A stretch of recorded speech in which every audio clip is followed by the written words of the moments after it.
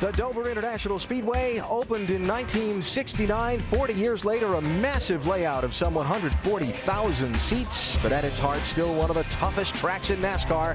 The Monster Mile, today hosting race 12 of the NASCAR Nationwide Series season. No weather concerns today. It's a beautiful day here on the Delaware Shore, but some heavy rains here last night have led to weather-related concerns for the team where this concrete track surface is concerned in tires. Yeah, they had some buildup of rubber, and that was great because it creates more grip for these race cars. But the problem here at Dover is that you put a ton of pressure, as we heard DJ talk about earlier, on the right front. And we see a lot of right front tire failures because of the lack of grip in that right front of these radial tires. So it's going to be an issue today. We're going to have to keep a good eye on these tires. Tire wear expected to be extremely heavy at the opening part of this race because all the rubber was washed out of the concrete racing surface. NASCAR planning a competition caution at lap 35 to allow teams to change and check their tires, though some are concerned whether or not it will get to lap 35 in the race. Usually we have a caution before that. So Joey Logano set to lead this field off. Kyle Busch, the man on the roll, and again driving the Joe Gibbs Racing 18 car that won both races here last year and won it in dominant fashion.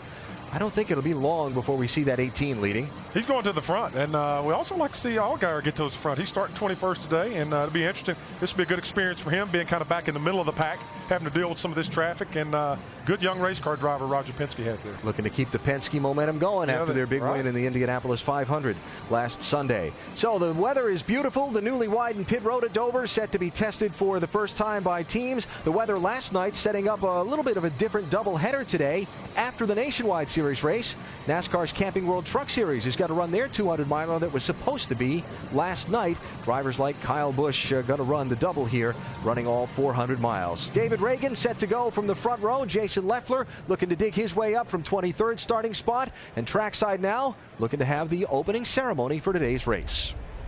Ladies and gentlemen, this time would you please rise for today's invocation being presented by Dover Air Force Base Chaplain Captain Richard Rojas.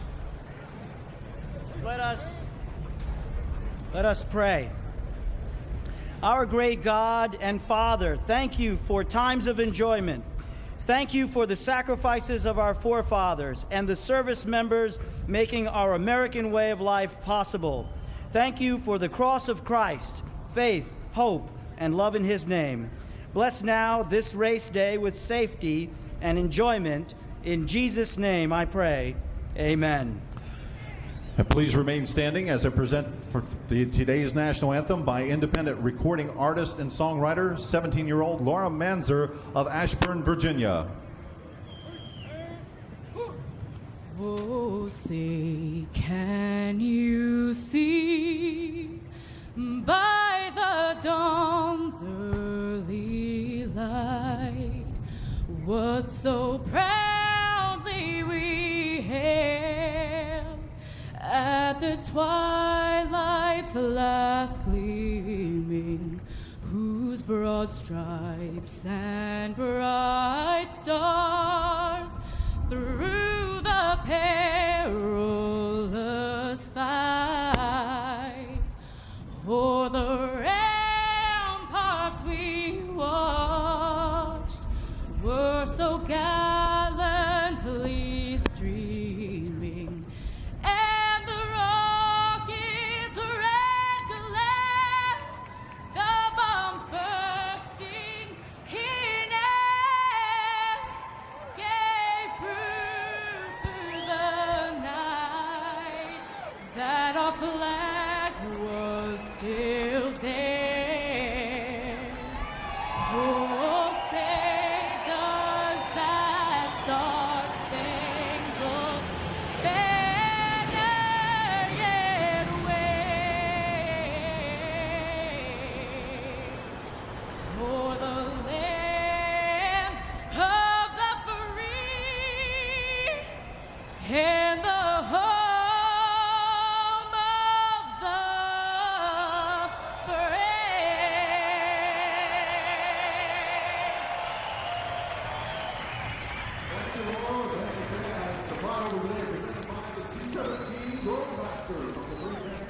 Aircraft truck, the 3rd Airlift Squadron, and the Well, as these drivers begin to buckle in, they know they've got a big task to tackle today. 200 laps on the Monster Mile where trouble lurks in every corner.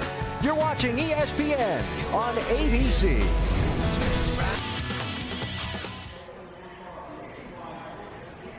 Almost time to fire them up on a beautiful day in Dover, Delaware. 200 miles of NASCAR Nationwide Series competition ahead. Jason Leffler, third place driver in points. Got a little work to do on the Monster Mile. Yeah, he does. And I talked to Scott Zippendale, who actually worked with me for a number of years, and he likes where they're at right now. He's a very aggressive crew chief, and this fits Jason's personality as well. And another underdog driver you might want to pull forward today, Eric McClure, the young Virginian, starting 18th in the 24 cars. He gets buckled into the office and set to go. Now for the call of the race, let's go up to the office on top of the grandstands where Dr. Jerry Punch is holding ours, along with Andy Petrie and Dale Jarrett. Doc. Thank you, Alan, and nice job down there, guys. Folks, it was almost 40 years ago that drivers first nicknamed this place the Monster Mile because of its propensity for chewing up cars in the blink of an eye. And guys, from a driver's and crew chief's perspective, what is it about this place that makes it so treacherous? Well, it's a 1 mile banked racetrack, 24 degrees of banking that you carry a lot of speed around here. And as you heard us talk about, you fall off the corner literally, and it feels like when your car lands, you just hope it's going in the right direction as you go into turns 1 and 3. And then you have to really use a lot of throttle coming out of the corner. You literally drive straight at the wall and hope that your car turns from that point. Concrete and radial tires don't really mix, but these guys make it work somehow. And it's very difficult on the race car. It's very hard on the equipment. You have to get that balance just right, or you will overwork either the right rear or the right front tire. And that's what you got to really be careful of, is not to fail those tires and cause yourself a lot of problems. A very impressive rookie class here in the NASCAR Nationwide Series. Brendan Gaughan finishing second at Charlotte. Justin Allgaier, a couple of top 5 finishes. What advice would you give a rookie driver, DJ, to be able to somehow come here for the first time and survive the Monster?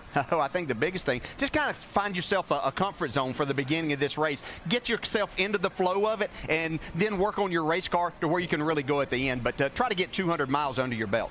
You couldn't come to a better place and try to pick up that elusive first victory. In fact, 13 drivers have won their very first ever NASCAR Nationwide Series race here at Dover, Delaware, including the series all-time win leader Mark Martin, who won here back in 1987. Let's go trackside. And now to put today's hell of a good 200 into motion, I present to you the Senior Vice President of Operations of HP Hood, Mr. Scott Blake. Race fans, are we ready?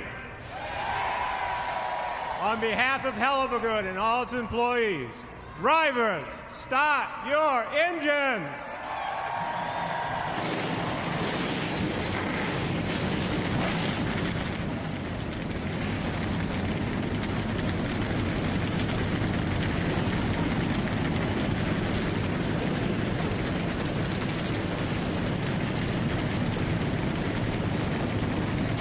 Engines have fired and cars are getting set to roll. Our in-race reporter today has been on cloud 9 all week long because a cloudburst last Saturday night forced an early end of the race in Charlotte, and he was declared the winner. When we return, we'll ask Mike Bliss if he can carry that momentum to victory lane once again here today.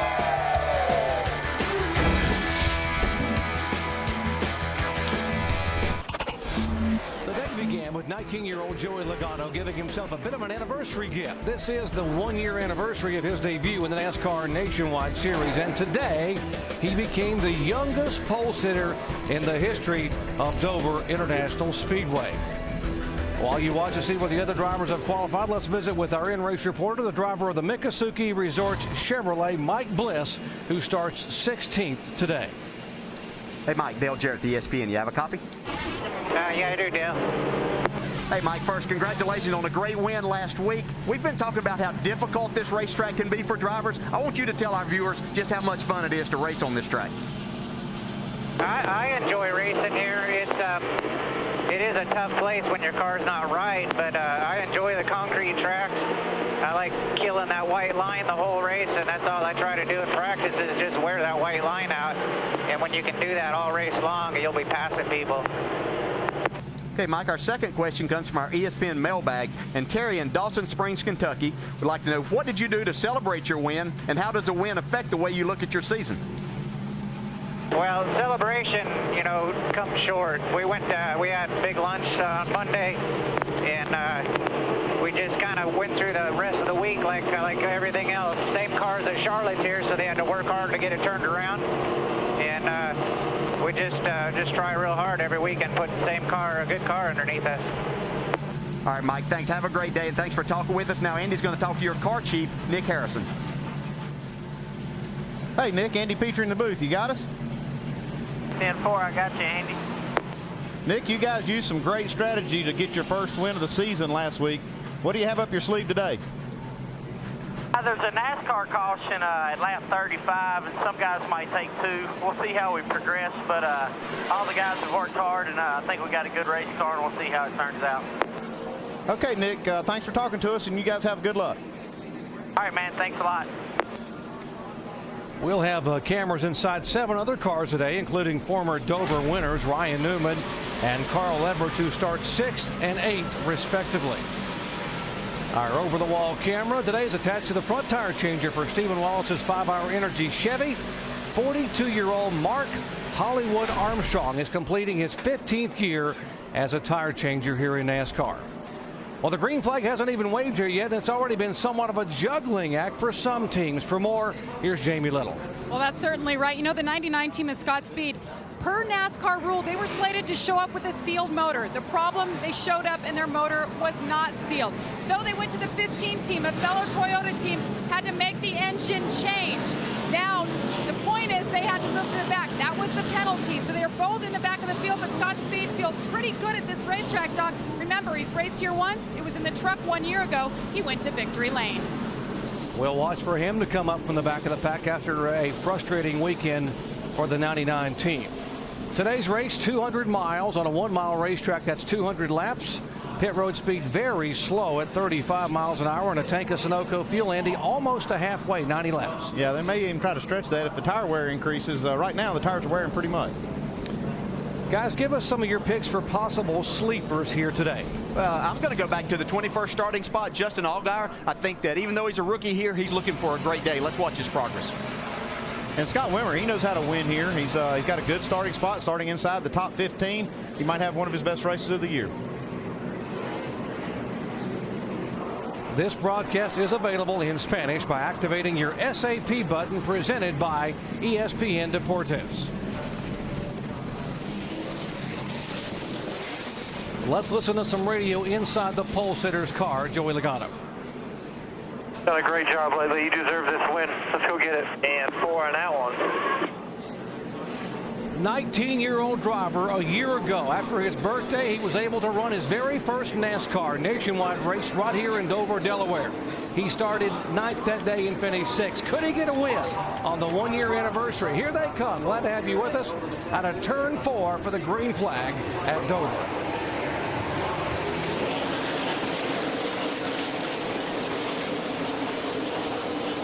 Very quickly, some contact involving the 77 car of Peyton Sellers. Some damage in the back. Looked like Justin Allgaier spun the tires on the start, and that stacked them up.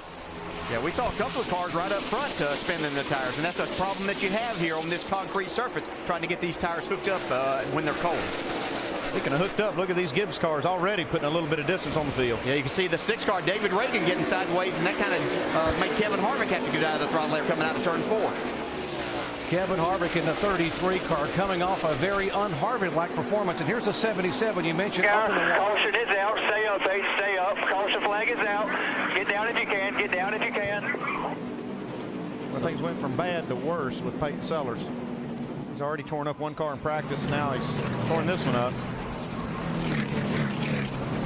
So we don't even get an entire lap completed here at the Monster Mile, and we're under caution for the first time. Again, it was the start, coming to the green flag, and watch the right side of your screen.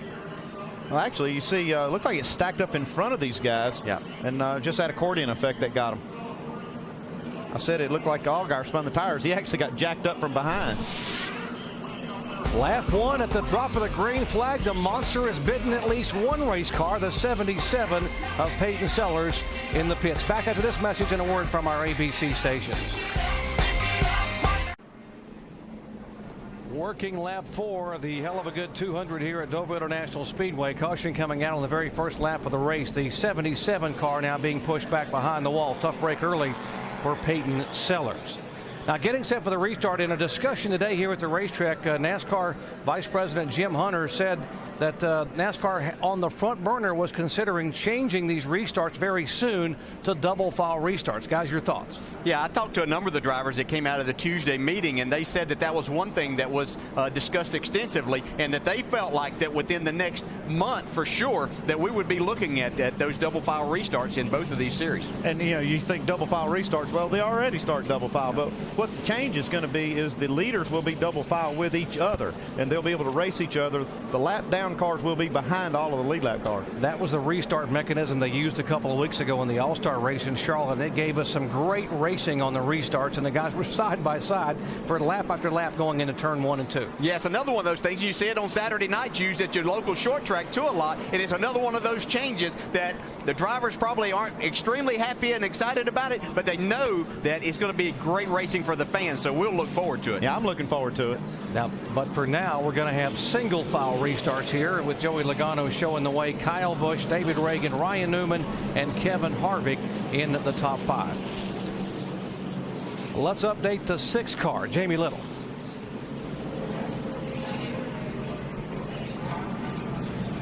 Well, Doc, David Reagan got in the car. He had a little bit of a surprise. He didn't know a change the team had made to his car. This was on his radio. Yeah, that first gear restart, I'll have to get used to that. Man, I don't. I wish we could have talked about that before it got put in here for this weekend. But I'll get used to it. Maybe it'll help me out. Talking to his crew chief, Mike Kelly. Mike made that change. He said that's what he was told that these drivers wanted. And hey, he's doing double duty. Didn't have a lot of time to talk, Doc. Mike Kelly, the crew chief there. David Reagan, the big winner at Talladega, breaking that 84 race winless streak a few weeks ago. Led the final 50 feet. It's all he led all day long, but that's all he had to lead. That's all he had to lead. But and one of that change may have been made by a couple of things. They're running a higher gear here now. They can't run as much gear as they ran last year. A lot less RPMs, and with these tapered spacers, they don't have the horsepower. So they're looking to get these cars going up and going on these restarts. So starting in first gear, but it makes it difficult for the driver a lot of times. Yeah, and it looks like that might have been what's causing some of this tire spin we see on the start. We'll pay closer attention right here. If these guys are using first gear, it's putting a lot more torque on those rear wheels. You mentioned the tires. NASCAR had told the drivers in the meeting there would be a mandatory competition caution at lap 35 to check tire wear because of all the rain they had here yesterday that washed what little rubber there was off the racetrack. Yeah, these concrete tracks are really bad to wear the tires early on before you put rubber down, and we haven't had the opportunity to do that except this morning. We had a lot of rain over the weekend, and this morning the Cup cars got to practice and put a little rubber down. Let's update the 38 car. Dave. Doc, he qualified 23rd. They actually had to start 41st at the back of this field for adjustments they made after qualifying. One of the nuts that holds the track bar assembly in place had broken off. Important that they found it. Disappointing that they had to start further back than they qualified. Jason Leffler third in the point standing, just 100 behind Carl Edwards and having 6 consecutive top 10 finishes. Here they come to the green flag as the pace car pulls away, and the 19-year-old Joey Logano has led all 6 laps thus far from his pole position.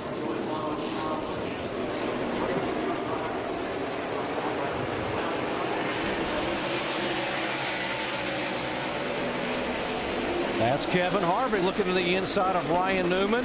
That would be for 4th spot. Newman pulls him by a couple of car lengths up high.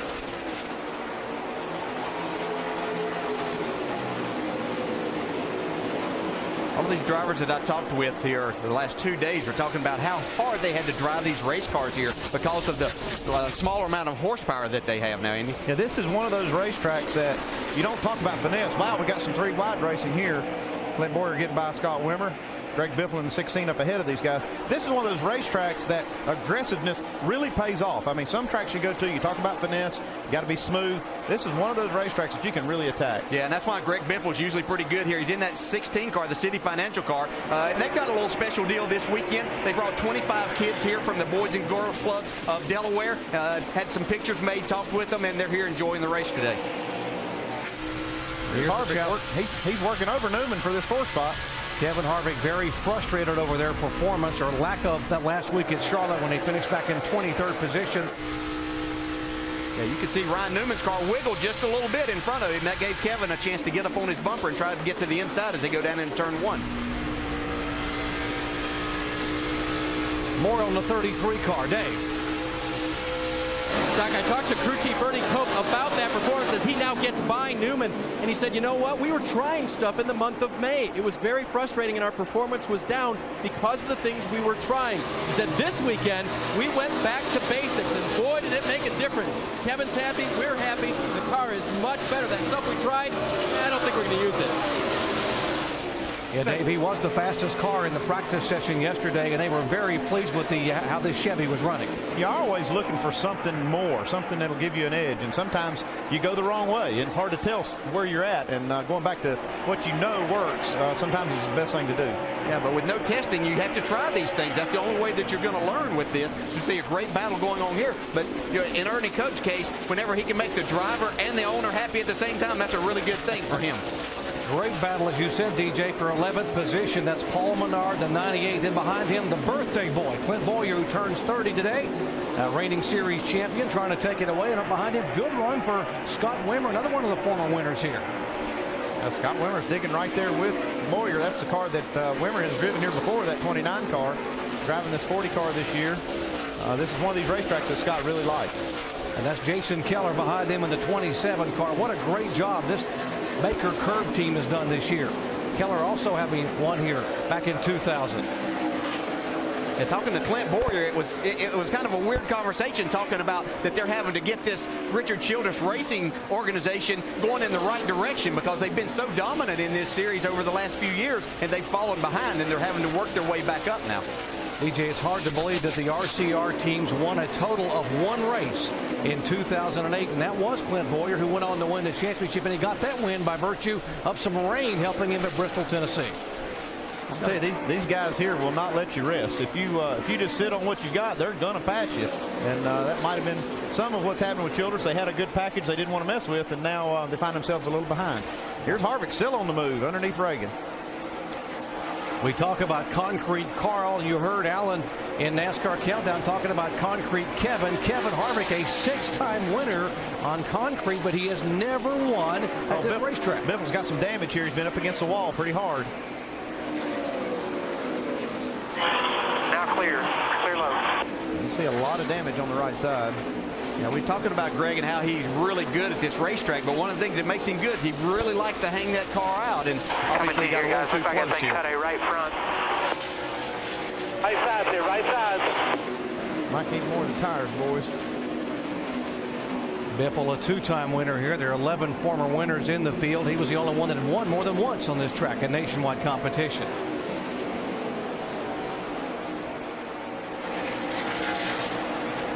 See the City Financial crew getting ready for Greg to come down pit road. Yeah, he's bent some stuff underneath the All the car way down too. pretty fast to start finish line here where they come down the hill past the open. They'll have to put these tires on and at least knock some fenders out. Pretty hard hit. You hear Greg just say it's a pretty hard hit, so there's, as you said, Andy, they're going to have to do more work than just throw tires at it. And he is already 2 laps down before he ever gets stopped in his pits. Dave. And guys, I don't know how much of the radio transmission you heard, but he did feel like the right front was going down, which sent him into the wall. It wasn't a result of that, and they're going to decide right now if they're going to head to the garage or not. A cut right front makes Biffle's day a lot longer. Yeah, he's not gonna be up to speed with what he's got here right now. I think he's just going to try to feel it out and see what he's got. Take a quick look, see if we can find out what happened with Greg. We talked about all the speed that you carry here. You can see, yeah. Oh man, that right front was going down. Yep, he was already out of the groove when he came in the shot there, like something was definitely wrong. Yeah, and that would have happened entering the corner back there and caused him to go up the racetrack. There comes Joey Logano now by the 16 car, and that will put him now 4 laps down. What you don't want to do here is, after having a car get damaged like this, is go back out there and take a chance on hurting your driver, especially when you've got a guy that's going to be running tomorrow, one of the top drivers in the Roush organization. You want to make sure that you keep him safe out there. Yeah, we saw Joey Logano go by him again, man. Joey Logano's doing what we think of his teammate doing, Kyle Busch, and that's jumping out front and kind of leaving these guys in his dust. There you can see Kyle Busch. He's our 2nd place car. He's about just under a second behind Joey Logano, as you see Logano going by some traffic. 87 car there is Kevin Conway. Joey Logano set on the pole and has now led all 22 laps thus far. The 1-year anniversary of his debut in the NASCAR Nationwide Series. When we come back, they'll get ready for a competition yellow here at Dover.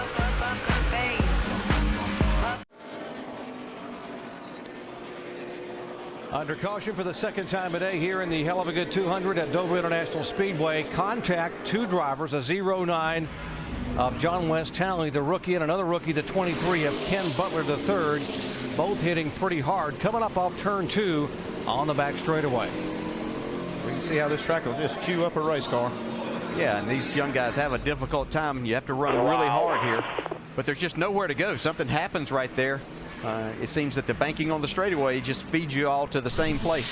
Let's look at the replay. And it's all coming off of turn 2. Wow, John West Townley just goes straight into the 23.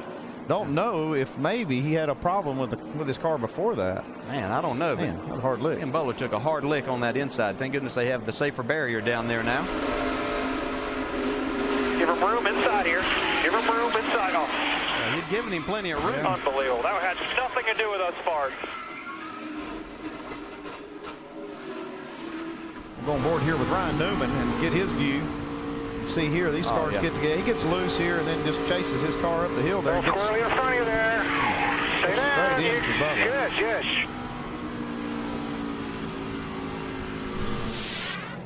This will serve now officially as the competition yellow. NASCAR was aiming at lap 35. We're working lap 29 right now.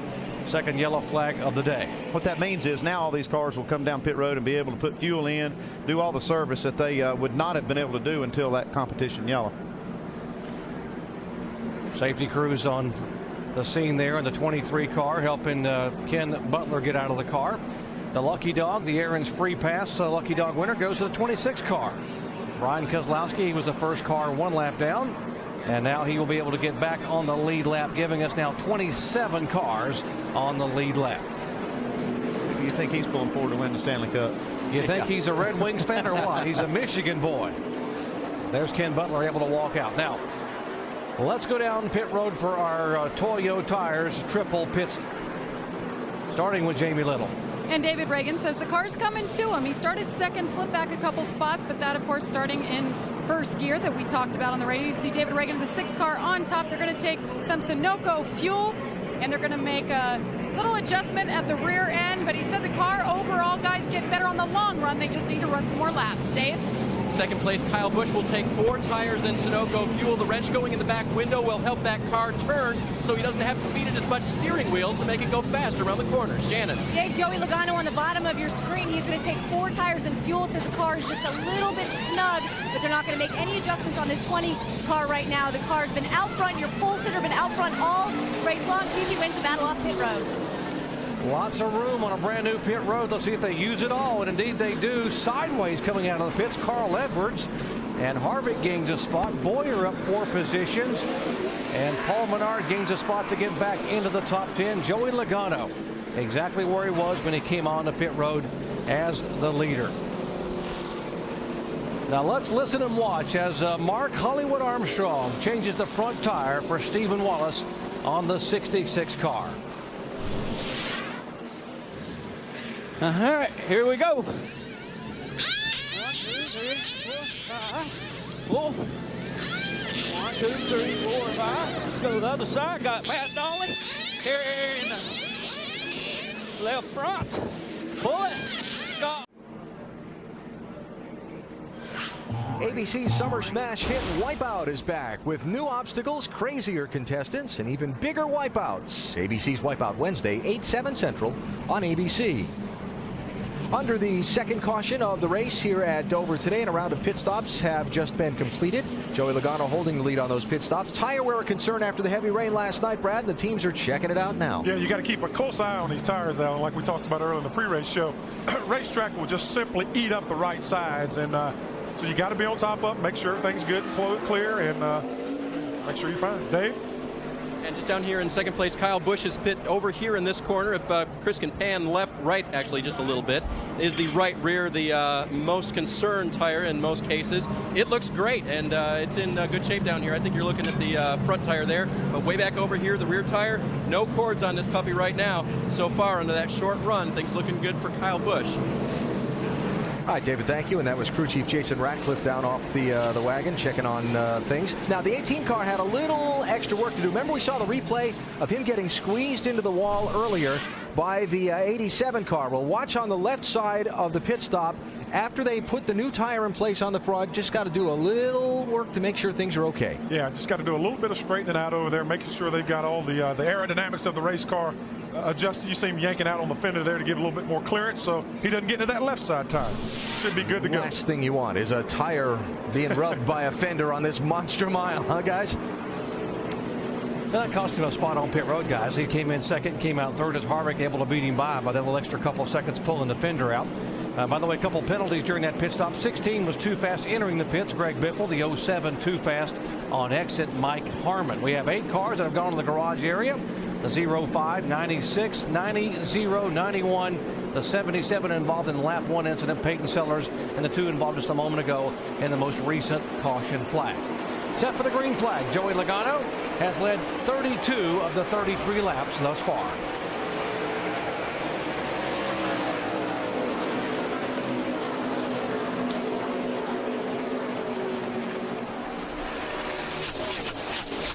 They are going to hold the 16 car on pit road an additional lap for pulling up the pit. Oh, there's contact.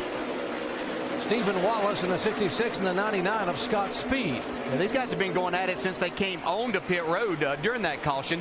Scott Speed was right on Stephen's bumper coming all the way down, and then the 99 car jumped to the outside on that restart, Andy. Yeah, well, that happened too. Kyle Busch took second spot away from Harvick. Man, look at him jammed up here coming off the corner. Last week's winner, Mike Bliss, able to go by Morgan Shepherd.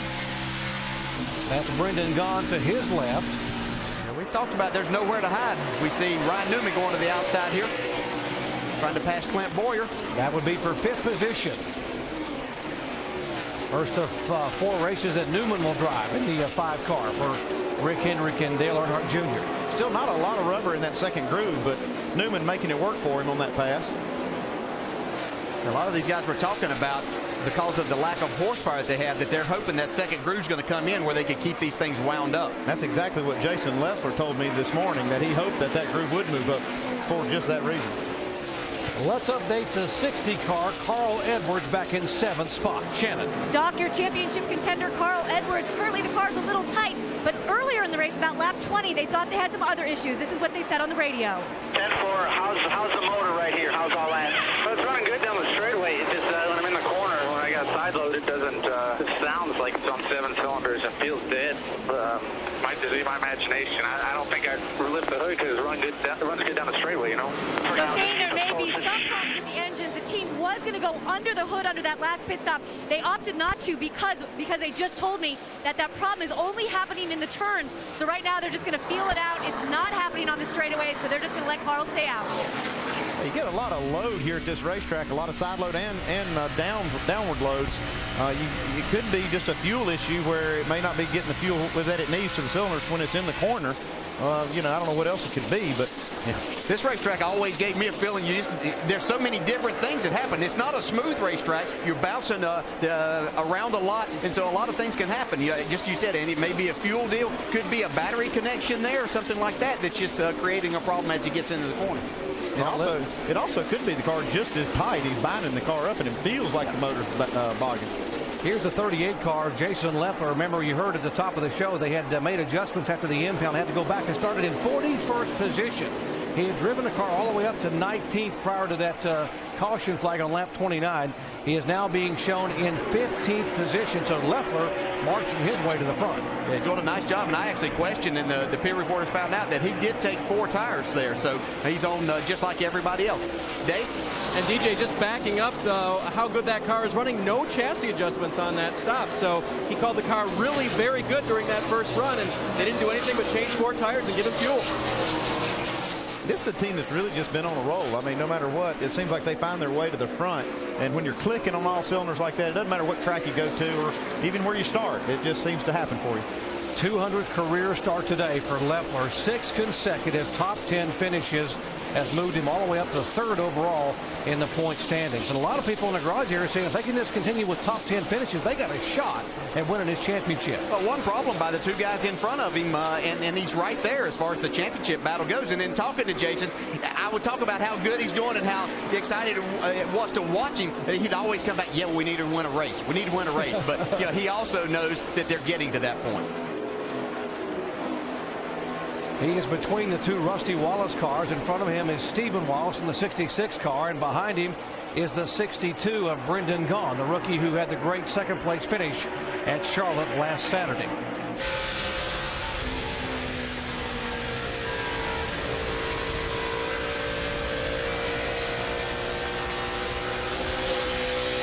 "45 laps are in the books here, almost a 4th of the way through here at Dover, Delaware, the Monster Mile. And thus far, the monster has been the 19-year-old in that 20 car. Joey Logano is just opening up a can on the competition. He has led 44 of the 45 laps. We'll be back after this message and a word from our ABC station.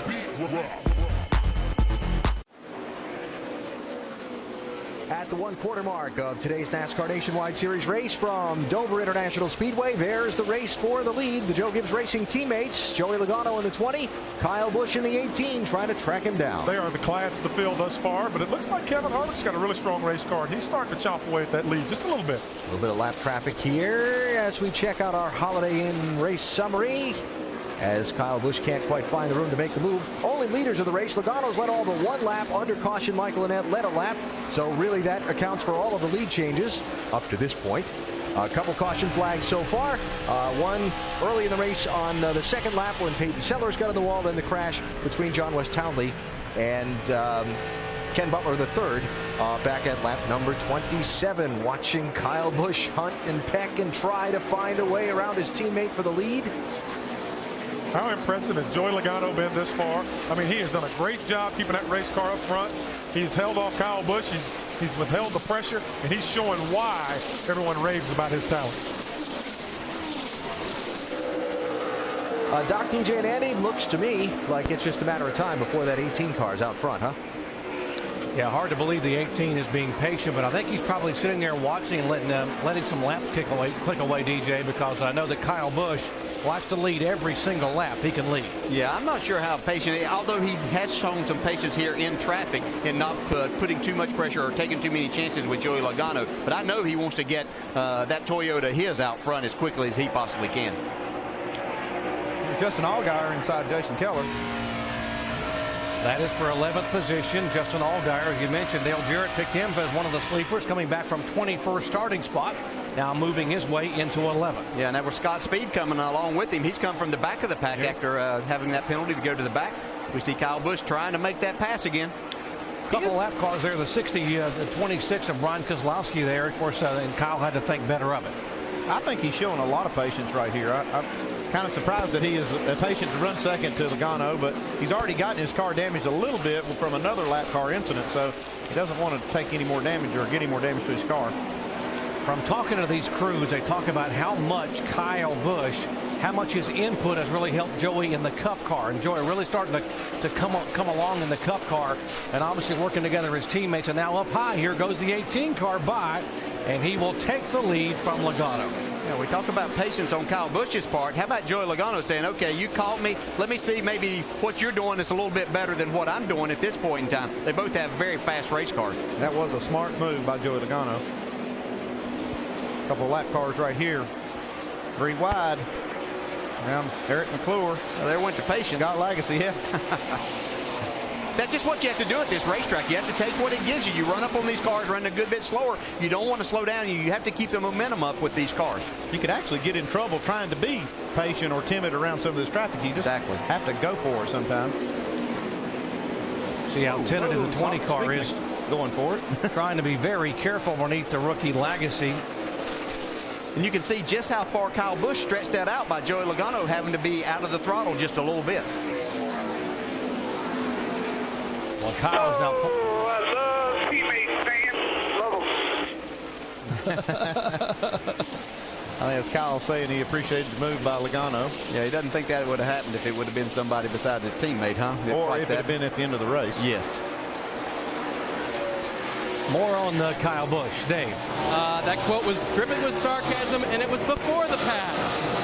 Okay? He was, And now you know the rest of Andy, the you story. know it's all about Kyle. He wants everything he can get, and right then he felt like his car was faster and that Joey should just pull over. Eventually they passed along that message, and he did get that pass by. But Kyle, very good here, and after they made that adjustment on the first stop, the car is working much better, obviously. Yeah, they got that fender cleared on the left front, and looks like it's made all the difference. If Joey Logano goes back and watches this when he's sitting around tonight and hears that, it might be a little more difficult the next time Kyle Busch wants to pass him, though, or catches him.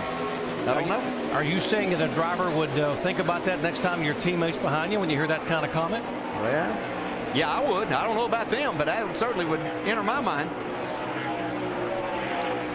Pretty good battle here. 38, 14th, 15th, 16th, and 17th on your screen. Now there's Leffler in the 14th spot in the back of that group. Here comes the one car of Mike Bliss. Yeah, Bliss had passed Brendan Gaughan, and now Brendan Gaughan's kind of used that high line a little bit and gone back around Mike Bliss, who's keeping true to what he said. He likes to be on that bottom. Yeah, he said he was going to eat that white line up, and that's what he's doing. He's watching Brendan Gaughan, though, and he might learn something here. Yeah, he's getting a nice run off the corner here, as you can see him try to go around his teammate, Stephen Wallace.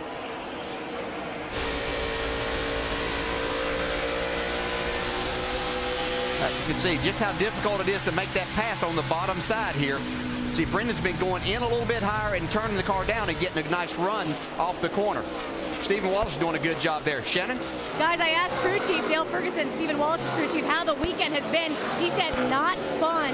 He said they went totally in the wrong direction during practice. The car got so loose, they had to go back to the way they unloaded. It was just okay. But guys, Stephen Wallace has been really strong on these short tracks this season and last season. Dale Ferguson says it's because he's aggressive and these tracks just suit his style. Shannon, this is the car Stephen Wallace used to finish 7th at Bristol back in the spring, and also a top 10 run at Nashville. Finished 9th there. And of course, his former teammate David Strimmy drove this car to a 3rd place finish here at Dover last spring. So pretty good race car for Stephen right now, trying to hold on to 15th position. 65 laps in of 200 here. NASCAR Nationwide Series action at Dover International Speedway. Kyle Busch, our leader. Logano, Harvick, Reagan, and Boyer are the top 5.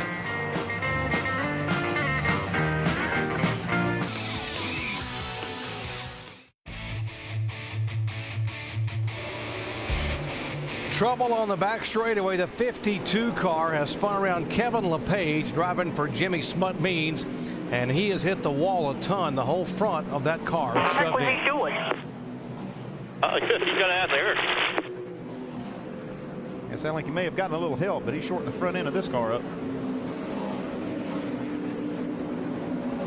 Second time we've seen a hard impact off of turn 2 down to the inside wall. Kevin, a former 2-time winner in this series, veteran driver. See what happened to him coming up off the corner. Eric McClure is up on the inside of Kevin LePage and just gets into the left rear corner. And Wow. there's just no saving it here. You get spun, you're going to hit something at Dover, and ooh, hit something hard. And the straightaways are banked so much also it just doesn't give you a chance. There's no room back there.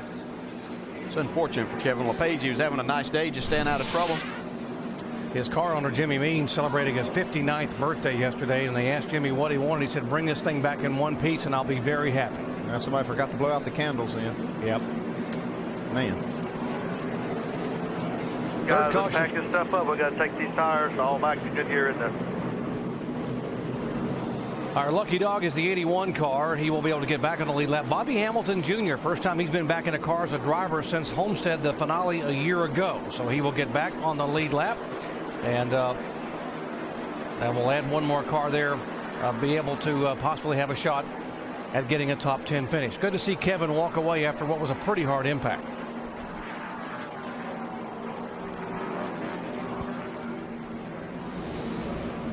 Leaders now headed down pit road. Let's go down to our Toyo Tires triple pits. Jamie. And David Reagan's team looking to be smooth this time. They made a little air pressure adjustment on that last stop. He said it was halfway to where they need to be. He said balance is pretty good. They need a little bit more. 4 tires and air pressure for David Reagan. Dave? The leader is still having just a little bit of trouble turning, so they made the same adjustment with the wrench to the window, but just half again on the wedge. He stalls it leaving, and now it catches fire. 4 tires and fuel for Busch. Shannon. Dave, Joey Logano says the car is just a little bit tight. 4 tires and fuel, and he wins the race off pit road. Good pit work there, crew chief. Joey Logano's bunch got him a spot. No, and that #1 pit stall didn't hurt anything either. He had a clear opening out of there and good clean stop. Clint Boyer up a couple positions for the 29 bunch, doing a good job down there. Under caution for the 3rd time today here at Dover, Delaware. Hard impact by the veteran in the 52 car, Kevin LePage. And the race off, Logano once again is the leader. It's time to rock and roll. Team on 3. 1, 2, 3. Team! Holding on the gas. We down and away, baby. Get you some of that. Come on. They are fired up here on pit road at Dover, Delaware to get the job done in the trenches. That's where you got to get it done. Every split second, millisecond makes a big difference in whether you get out in front of or behind someone else. 18 car had a stumble on pit road, right, Dave? Absolutely, guys. Kyle Busch has been on and off of pit road and has made that adjustment to his race car. And that is all okay. It's been traffic that he's been having trouble getting around, including a guy that used to work at Joe Gibbs Racing. Listen. He can't even hold a lane, man. Look, I have no idea where he's going to go. What are you talking about? He was on the top in 1 and 2. He goes in on the bottom, though. If you're going to go in on the top, stay up top. I know. I was joking there. Hey, man, he's KFC. What do you want? Now, interestingly, Jason Ratcliffe had talked this weekend how Kyle is able to get around this track and find a line anywhere. I guess it means around traffic, too.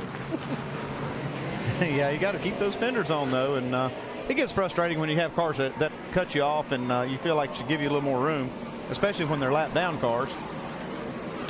We had a couple of cars penalized on this pit exchange. The 5 car Brian Newman and the 15 of Michael Annette, both having to go to the tail end of the field because they were too fast on exit of pit road. And again, the speed on pit road today is a very slow 35 miles an hour. It's going to be costly for Newman. That's going to put him back in the 20th position on this restart. Yeah, that's unusual here because you usually don't have enough room to speed on this pit road. Now they've widened it out. They give you some room. Now you can. Major renovations here, 5 years worth of renovations, and this year it was the pit road that they were able to expand. They had a 43rd pit stall and expand pit road by a little over 4 feet, took the grass out, added the safer barrier here on the front straightaway. See Greg Biffle lining up on the inside. He's 5 laps down, but we're going to see how good his car is, see if they've got it fixed. Logano, the leader, will come down in the green flag. Kyle Busch, David Reagan, Harvick, Boyer, and Brad Keselowski.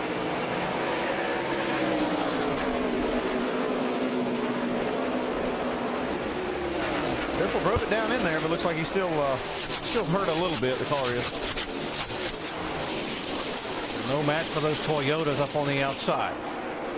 Now we'll see if the 18 car can move up high a little bit, see if he will move in and try to retake that lead spot. It's been taking Kyle Busch a little time to get to Logano. It looks like he stayed with him a little bit better. That 20 car's been really, really fast when it was out front in that clean air. We are getting some more rubber down on the track. That lets Kyle Busch and these other drivers be able to search around a little bit more. You see Brian Vickers and Carl Edwards having a battle here. That 88 car right there of Brad Keselowski now running in the top 6.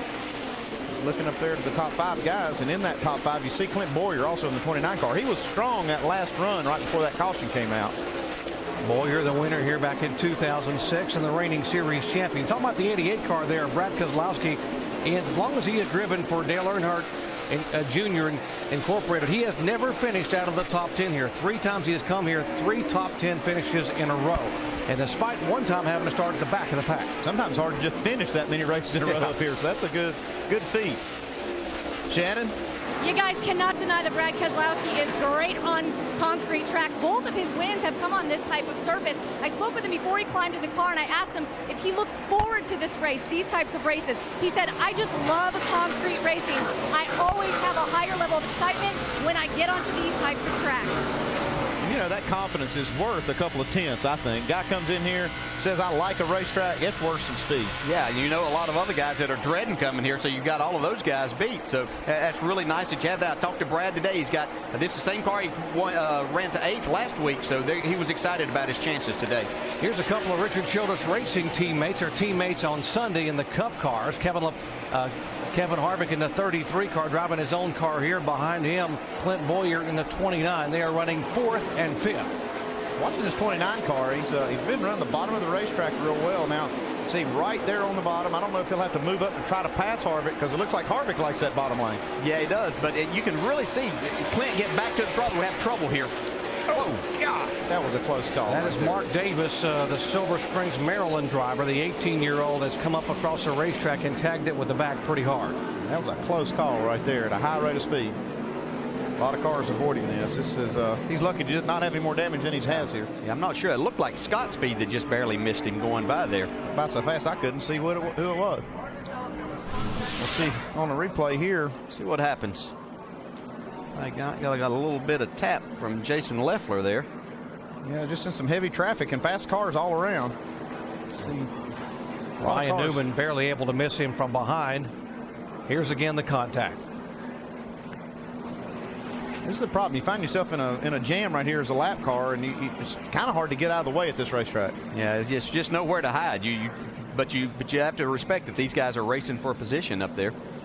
See right here when he comes down across the racetrack, there it was right there. Brian Keselowski, I believe it was, just misses. Mark Davis was running back in the 27th position, 2 laps down prior to that happening.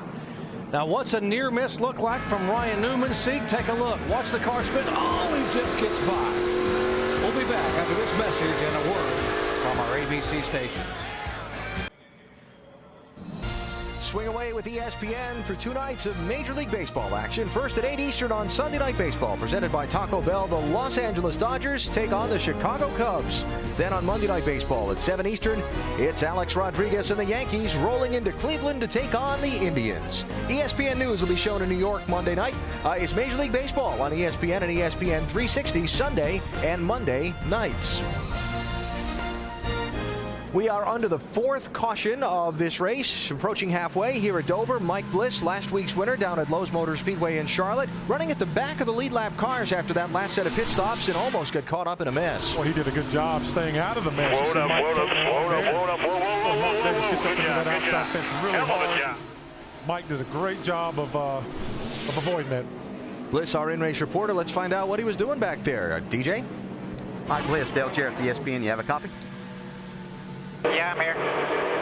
Well, we've been watching you on the bottom of the racetrack like you said you were. How's that thing going? And we noticed you made a pit stop here also. What was that about? We're looser than, I can't really say that word on TV, but we're very loose today. We just center off. I just can't get after it. We're trying to tighten it up. Okay, how's the racetrack? Is getting some rubber down there where you can go bottom and middle? You know, I think the bottom's starting to rubber up a little bit. The top looks good. It's a good racetrack. Okay, Mike, good luck. So by Mike Bliss pitting, that will put him back in 22nd position. There are 23 cars on the lead lap. Scott Lagasse Jr., the last car on the lead lap. But a loose race car here, not fun. I just talked to all those guys down there in the garage before the race, and they were just talking about how the track does loosen up, and they were going to run stickers early on and hopefully save their scuff tires in case the track did get real loose at the end. Yeah, that's a loose car up out of these corners is very difficult. That's where you set up people to make passes coming out of these corners, getting back to the gas. I noticed this car turning really well and being able to go around the bottom. I noticed he was struggling. I couldn't tell if he was tight because he was using up the whole racetrack, but it was because he was having to do that, not turning the steering wheel. Dover International Speedway, they call it the Monster Mile. 3-story high banks, and you drop off the bankings like riding a roller coaster, to drivers say. The bottom just drops out. Here comes Joey Logano, Kyle Busch, Reagan Harvick, and Boyer, the top 5 back to the green. Another difference, I don't know how many 170-mile-per-hour roller coasters you've been on either, so that makes a little difference too. And most of them last about 45 seconds. This one lasts about 2 hours. Kyle Busch wanting this lead once again. See him really get on the back bumper of Joey Logano, really trying to get his car loose. He's not going to hit him, run into him to get him loose. Just arrow-wise, he can make him loose getting down into the corner. But you see Kyle loses the front end of his car by staying up that close on the entrance to the corner. Joey Logano was our pole sitter, has now led 3 times for 69 laps. We just joined our coverage. Kyle Busch actually passed Logano back on lap 57 and led 18 laps prior to the caution coming out. He lost that lead on pit road following a pit stop. Joey Logano doing a nice job, though, holding off Kyle Busch. One thing I've noticed about Joey Logano, got in trouble. Newman is around in the wall. It's like that pit road penalty just compounded itself. Yeah, I've got the back end. Right. Got some red paint on that left front fender like he's gotten underneath somebody else. He was in a gaggle of cars over there trying to get through the corner. Yeah, there's definitely some red, maybe a little yellow paint as well on the left front fender of that 5 car. Ryan. As the cars went by here, I could see the right rear. Stephen Wallace also had some damage. So Ryan Newman making a pass there, getting a lot of speed. Yeah, looks like something was wrong with Stephen Wallace's car. He was extremely slow getting in the corner. Really surprised Newman. I'm open. Clear. Oh, yeah. Stephen Wallace thought he had a flat tire or something there, because that you wouldn't catch a car that quickly, especially a car that's running on the lead lap. You see Matt Newman all over the brakes. Fine here. Coming to you. Hang on, the caution's coming out. Hang on right there. Yellow's out. Inside of him. And as you said, Andy, that pit road penalty putting him at the back of the pack. He was setting sail to try to get back to the front in a hurry. And, boy, just ran right up on the 66 car. On pit road, Ryan Newman bringing out the 5th caution flag of the day.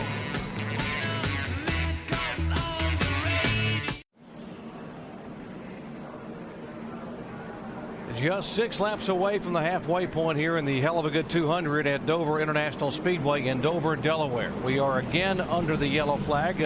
This one the 5th time of the afternoon. Contact between the 5 car and the 66. Now there's a damaged 61 car of Brandon Witt.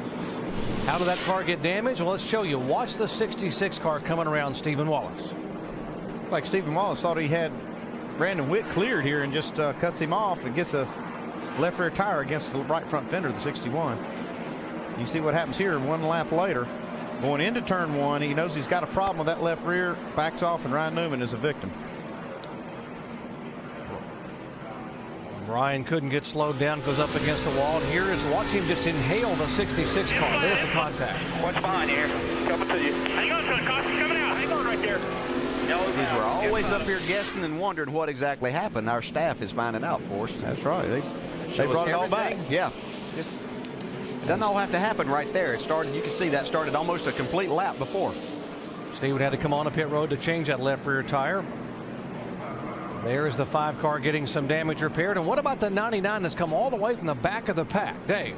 And dicing through traffic, ran up on some cars. Listen to his radio.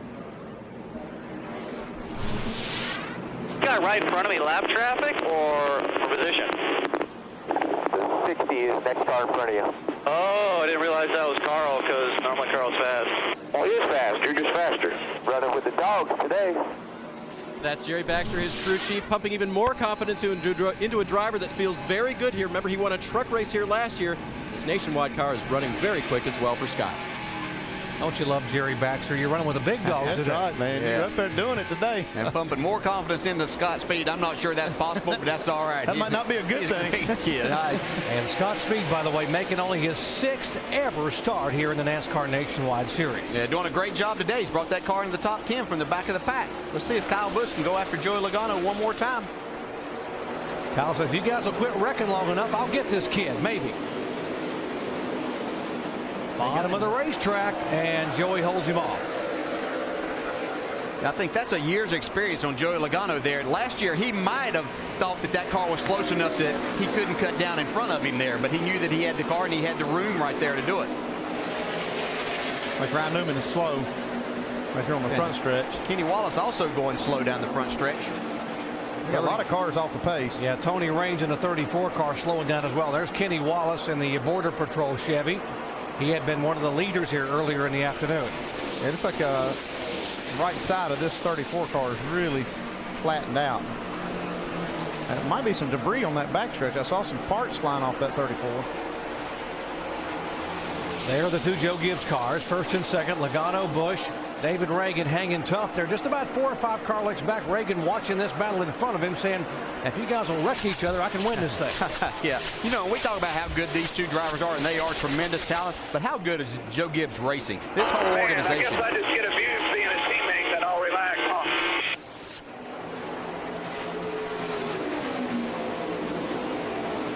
That was Kyle Busch's ready. You're talking about the Joe Gibbs organization, DJ. They have won the last 3 nationwide races here in a row. It's amazing. They put these cars out there, and it just, you know, they put these drivers, you know, Denny Hamlin jumps in them, they win races. When Tony was there, he win races. So it's just a great organization, not only this series, but obviously in the Sprint Cup series too. See these cars kind of single file there. Now here we go to the racing.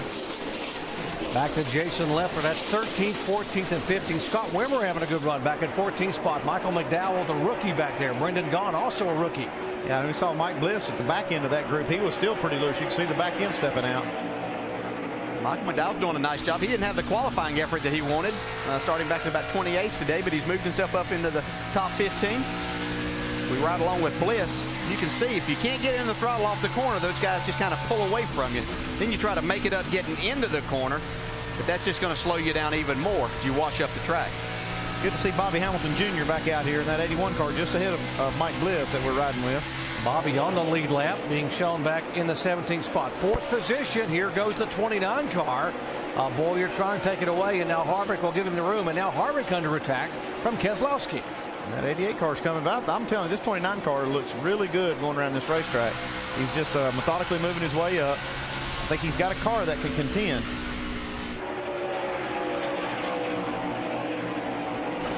15th position, 62 of Gaughan. Couple of rookies battling. Gaughan in 62. McDowell we're talking about in the 47th. Brendan's starting to make that middle groove work a little bit more for him. Really carrying a lot of speed. He can carry the speed through. You see, he didn't get into the corner that hard, but he carried a lot off. Here we are back to the lead. Seeing Kyle Busch can get around Joey Logano. He's tried everything he can so far.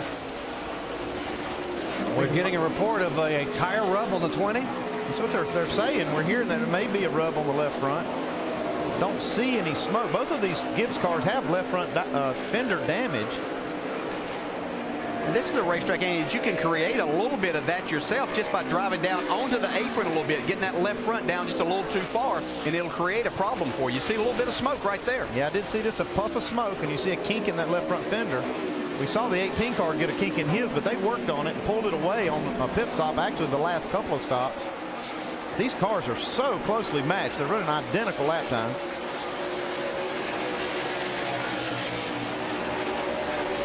Battle for position. That would be for 5th spot, Brad Keselowski, and the 88 going downstairs and taking the spot away from Kevin Harvick.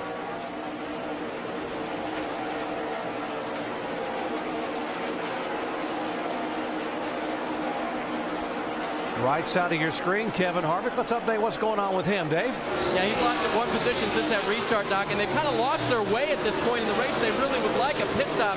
They made a track bar adjustment last time to tighten the car up. Kevin said it made it even worse. They've got to do something next time to try to get them back on track to where they are. Very loose right now, going backwards.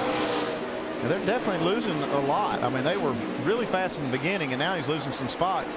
Here you go. You got Kyle Busch on the outside. He might have him this time. They try to pin him behind the lap car. Now they have plenty of room to get by the 77 of Peyton Sellers, but now Kyle using the high groove. Yeah, he kind of set him up there to do that. He kind of lulled Joey Logano to sleep a little bit, just following in his tracks and making him think that's where he's going to make his pass. And now that middle groove's coming in, Kyle was able to make that work. Here we go for 3rd place. Clint Boyer's taking that spot from David Reagan. Clint Boyer said, I'm going to give myself a birthday present today. I'm 30 years old. I'm going to get a win. I'm telling you, this 29 car is like a June bug on a string. I've watched him make these corners, you see right down on that apron. Is that a Harry Gant saying? Or is that yours? I can't remember where I got it. Okay. That's what it looked like, though. Okay. Have you ever tied a string onto a June bug? Yeah. That sounds like Brad Daugherty said that. I think that's where you got it. Past the halfway point, 111 of 200 laps in the books. And now Kyle Busch, for the second time today, has reassumed the lead. Logano, Boyer, Reagan, and Brad Keselowski. NASCAR nationwide action at the Monster Mile. You're watching ESPN on ABC.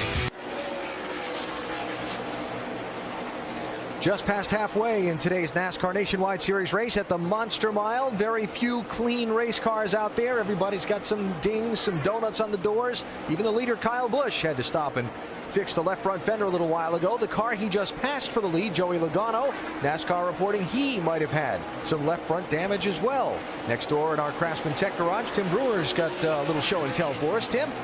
Thanks, AB. Folks, when they're talking about tire rub, they're talking about this area of the tire right here going up and hitting a fender or just touching the side. But if it's in this area over here, that's going to be pretty much devastating. But see this meaty area right here? When it goes up and just touches the fender just a little bit, you're not going to encounter a blowout.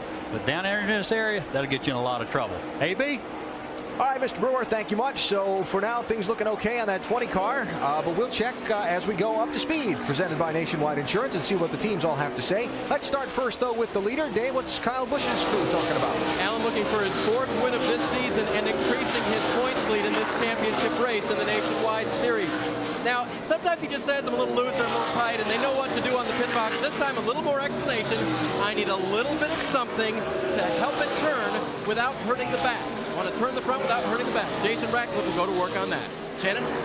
Dave, we were talking a little bit earlier about the maturity that you've seen in Joey Logano in just 1 year. I spoke to Logano about his very first start here at Dover 1 year ago. He said, I had no idea what I was doing. Pretty good for not knowing what he was doing. He did finish 6th in that race. Coming into today, he said he had the best car. Right now, it's just a little loose. Jamie? And behind him, Clint Boyer, his car slowly getting better. Just made the pass for 3rd position. Working for the first time with a new crew chief, Doug Randolph. Doug, of course, used to be a crew chief over here on the Nationwide side back in 2007. He said he was on the Cup side trying to get to know the lingo of Clint Boyer. He said he doesn't quite have it down pat, but so far, so good. Shannon?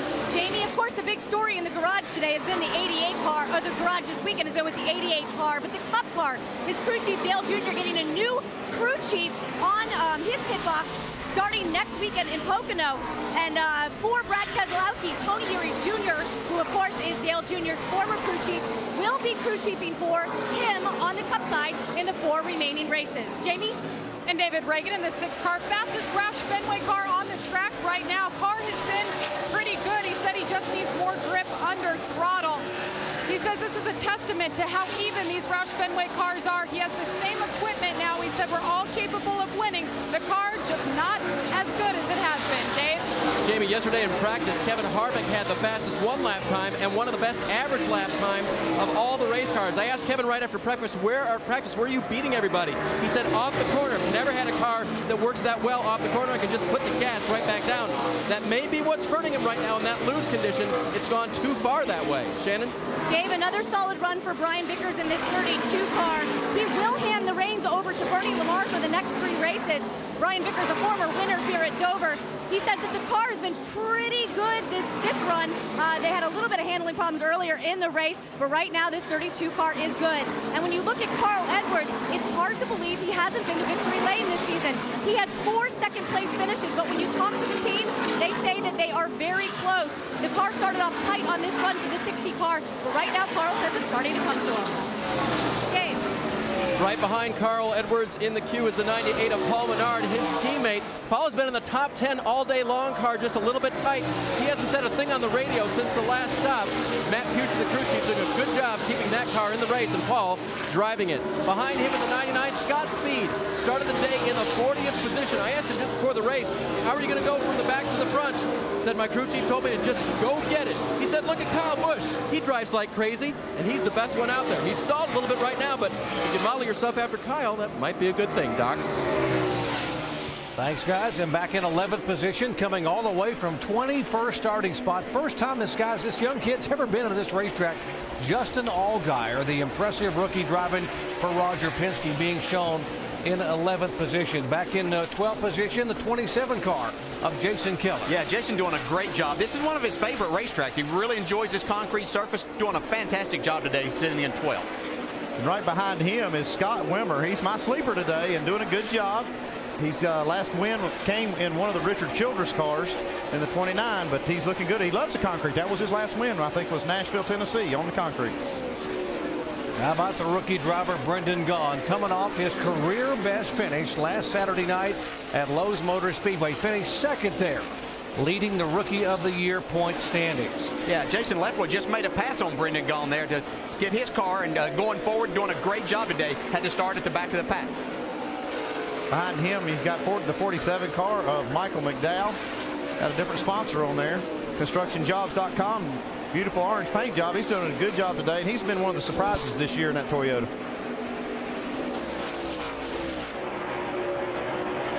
Got a wreck over here in turn 3, guys. Out, one in the wall, turn 3.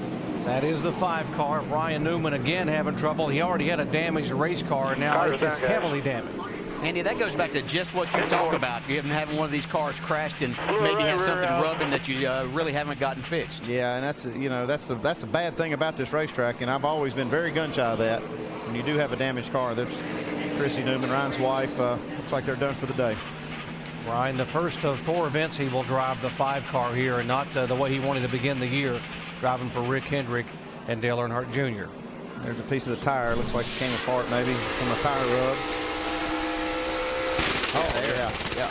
Ouch. Not a good place for that to happen, but that's the absolute worst. There's a crash over there in turn 3. That's us. Just glad Ryan Newman's okay from that hit. 6th caution flag of the day, and Ryan Newman will head to the garage area.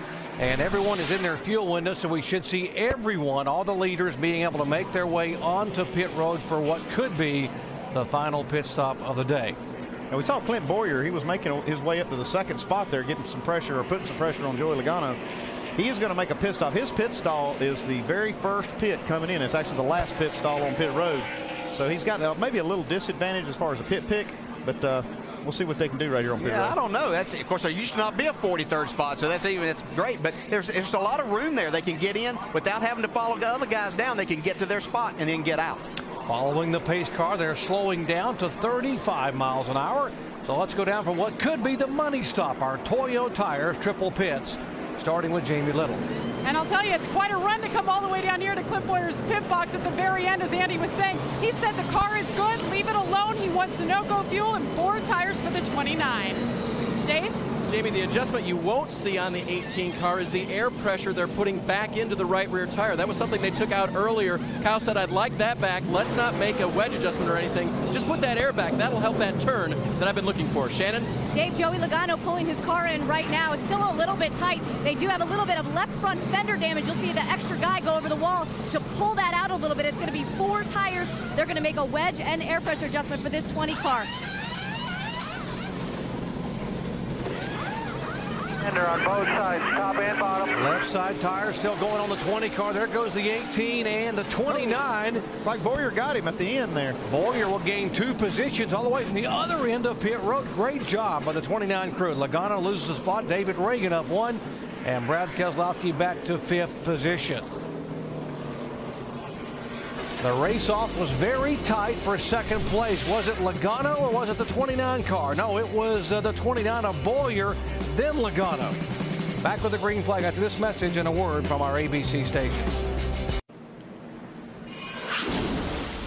Thursday, Jimmy's jumping into prime time with all new NBA Finals specials. Superstars will join him. Will Ferrell, Denzel Washington, Jack Black, Dwayne Wade, Eminem, and more. Jimmy Kimmel Live, game night starting Thursday, 8 Eastern, 7 Central after Game 1 of the NBA Finals on ABC.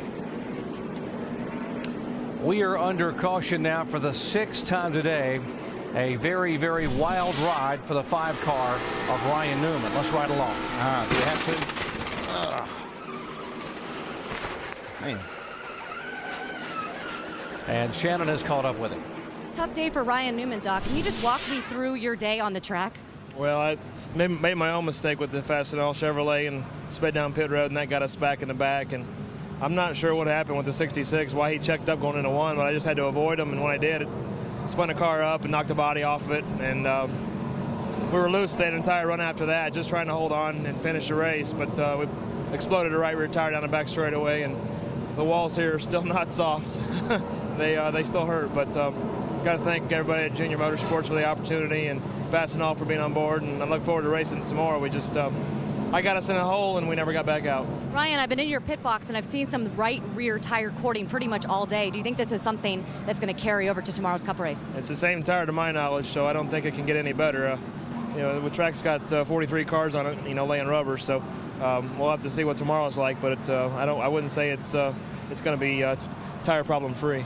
All right, Ryan Newman, this was his third start at Dover, guys. This was a great track for him. Duck? Scheduled to start 11th tomorrow in his U.S. Army Chevrolet. Tough day for Ryan Newman here. The first of 4 races he will drive the 5 car. He'll also be in it at Chicago, Bristol, and Kansas City. Yeah, one reason this is an extended caution period, they're just blowing this track to make sure they get all the debris off, just so we don't have another cut down tire. Yeah, and to go back to what Ryan's talking about for tomorrow, of course, as we know, those cars are harder on the right side tires. Goodyear has a very tough time with this racetrack. This is a very abrasive concrete surface, and to try to get something that's not so hard that the guys are just sliding around that they can be aggressive and race with, then they take that chance of wearing it out. And rubber just doesn't seem, this track just not taking the rubber the last couple of years for some reason, and then we're seeing excessive tire wear. Kyle Busch is our leader. He has led twice for 45 laps today. Now, he has officially gone over 1,000 laps led for the 2009 season. Kyle has 3 wins, California, Texas, and Richmond. He won this race last fall from the pole. And, of course, he had to pass his teammate Joey Logano, who was the pole sitter, to assume the lead here with 65 to go. Let's check in on the 18 pits. Dave. With Jason Ratcliffe, and you know, this reminds me a little bit of Nashville when an 18 and a 20 car earlier this year fought it out. You didn't prevail that day. Do you have a leg up on Rogers and the boys so far? It's going to be whichever guy gets off pit road first, it looks like, which my guy's been doing a great job today on pit road. Had a couple of miscues on the first 2, but good one on that one. Food Line Toyota's been good. We've had to work on it pretty hard. These guys, they've been swapping tires around, air pressures. We've been throwing a lot at it. Kyle's done a good job to keep it up front, and went a little too far on that last adjustment. Went about halfway back right here, so we'll see what we got. All right, thanks, Jason. His guy continues to lead the Joe Gibbs parade up front, Doc. Thank you, Dave. Now you can have your questions answered by our analysts with our Verizon Wireless mailbag. You can text your question to 8610 from your Verizon Wireless phone. Standard texting rates apply, or go online to ESPN.com to submit your question. Now, today's question comes from Steve in Orlando, Florida, for Dale Jarrett. Dale, what do you know about the NASCAR meeting this week? I heard about the meeting taking place, but nothing about what actually happened. Well, I talked with a lot of the drivers that were there and participated in this, and each and every one of them said it was the best meeting they can ever remember having with NASCAR. Now, this only happens every few years, basically, to where get together as a group, but everybody felt very positive. They covered a lot of different areas. They talked about the drug policy. I think all of them felt much better going out of there, knowing more about the exact way that things were being handled by NASCAR in that situation. They talked a lot about the car, especially the car that they run in the Sprint Cup Series, and what they could do to make that better, make the racing better, make the cars more drivable. Just a lot of different things were discussed, how they could better make our sport better for the fans. That was really the focus of the whole thing, was to get that. So it was a very positive meeting. Double file restarts, that was something that was discussed quite a bit, and I think that's something we'll see very soon. So everybody came away with a good feeling that there's probably going to be some changes to the car in the near future. Exactly what that'll be, we're not exactly sure, but they're doing everything they can to make the racing better for the fans. And to sum it up, it was a win-win for everybody involved, for the NASCAR officials to be able to talk to the drivers and owners and vice versa. And you mentioned the double file restarts, Andy. A lot of discussion today from one of NASCAR's vice presidents, Jim Hunter. That may be coming very soon. Oh, we're going to see that. That's something we saw in the All-Star race at Lowe's Motor Speedway that really did work well. I mean, it made for a lot of exciting racing, and I can't wait to see it. We're going to line them up double file here, but you see the lap cars on the inside. See a lot of dust in the air. That's from the blowers and all the speedy dry they put on the racetrack. We were talking about tire wear just a little bit ago, and there are some of the tires that came off the 20 car, and boy, there the cord showing. Yeah, that's what they say when you say they're cording the right rear. They're showing that cord on that outside shoulder.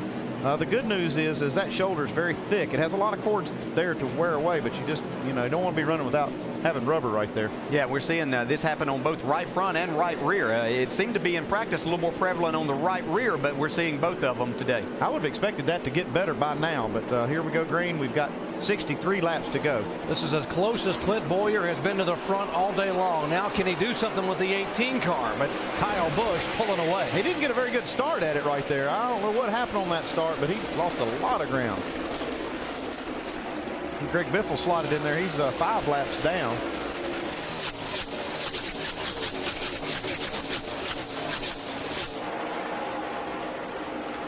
Taking Clint Boyer a little while to get his June bug on a string wound up there, but he's finally starting to come up to speed. But now these, on the inside is Logano. Yeah, he's probably going to give this spot up to Logano. It looks like the 29 car's been better as they run a few laps. Not been very good, but he didn't get a very good start right off the bat. You see both those cars sliding a lot as they came out of turn 2. David Reagan right there, ready to take advantage.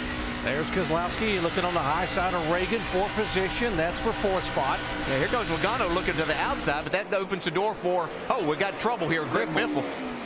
Yeah, that kind of bottled everybody up right there. Biffle's been into the wall again. And we stay green. No caution thus far. Biffle trying to get that car to the inside of the racetrack. 3 forward, and I'll get you down. Clear low. This core up pretty good right here, Eddie. Clear low. Don't bust a tire here, bud. Here, guys, got a bad right rear tire rub. In fact, that was a break for Boyer because he was just getting ready to lose that spot. He still may lose it, but gave him a little bit of a break. And you see Kevin Harvick back in the mix here. Looked like they might have worked on that 33 car. Give him a chance to go up here and try to get as many spots as he can. I was going to say win the race, but right now Kyle Busch is gone.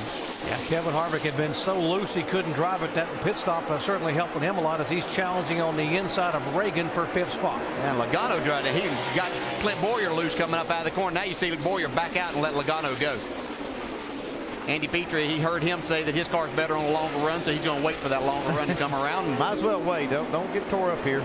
You may have to give up this spot here too to the 88 car. Now looks like the 66 of Stephen Wallace is having problems. Yeah, he's bounced it off the wall again, had some damage on the right side. He will head back to pit road. That's a shame. He was having such a good day till he got that left rear tire cut, and that kind of started creating more problems for him. We see David Reagan here on the outside trying to hold off Kevin Harvick. That's for the 5th spot. Brian Vickers there. Whoa, and Reagan goes around. And Harvick collects him. And we'll bring out the caution seat hold the brake pieces. there. Hold the brake. What you got? Heavy damage on the 6 car for Reagan. I don't know if he touched me or if I just got super loose, but just hard racing. Yeah, and I'm not sure David Reagan didn't get the left front down on the apron on the entrance to turn 3, and that's what really got his car loose. Sure we'll be able to see on a replay here. He could have just gotten loose with the car right behind him. You know, it was just before last week's race at Charlotte that Kevin Harvick was, his team was leading the owners' points. They had a bad race there, and now another bad finish here today. This is a big blow to them in the owners' point standings. They are now being shown 4th, 143 points back of the 18 car. Here again, what happened going down the backstretch, entering turn 3. See, Reagan gets down in. Now he just gets loose. Well, he does. He was pretty loose. He was loose getting there. That's why he was on the apron, because it was loose to that point.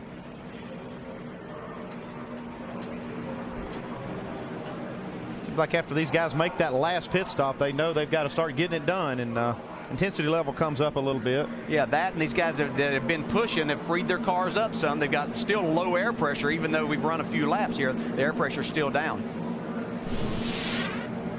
A lot of damage to Harvick's car. And that's what they got to be careful of. Right here, they've just got to get this car fixed right before they send Kevin out, because they don't want to have a problem, just like we saw Ryan Newman out there with a damaged car, blows a tire, gets in the wall. Now, these guys are very valuable to their Cup race teams, and they don't want to get out there and risk these drivers, especially after you've already had a bad day. Yes.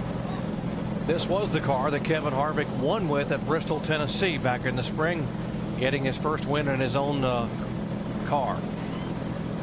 They need to spend a lot of time getting this right front fender cleared away completely before they let him go back green. Here comes Stephen Wallace to the garage area. His damaged Chevrolet after the cut tire and in contact. The 66 car, by the way, would have been the free pass winner. He would have gotten the lucky dog, but because he's pulled to the garage area, there will be no lucky dog under this caution flag. There's actually no cars that are 1 lap down. The cars that are 2 laps down now will start getting that free pass and at least getting one of their laps back. Back here in the garage area.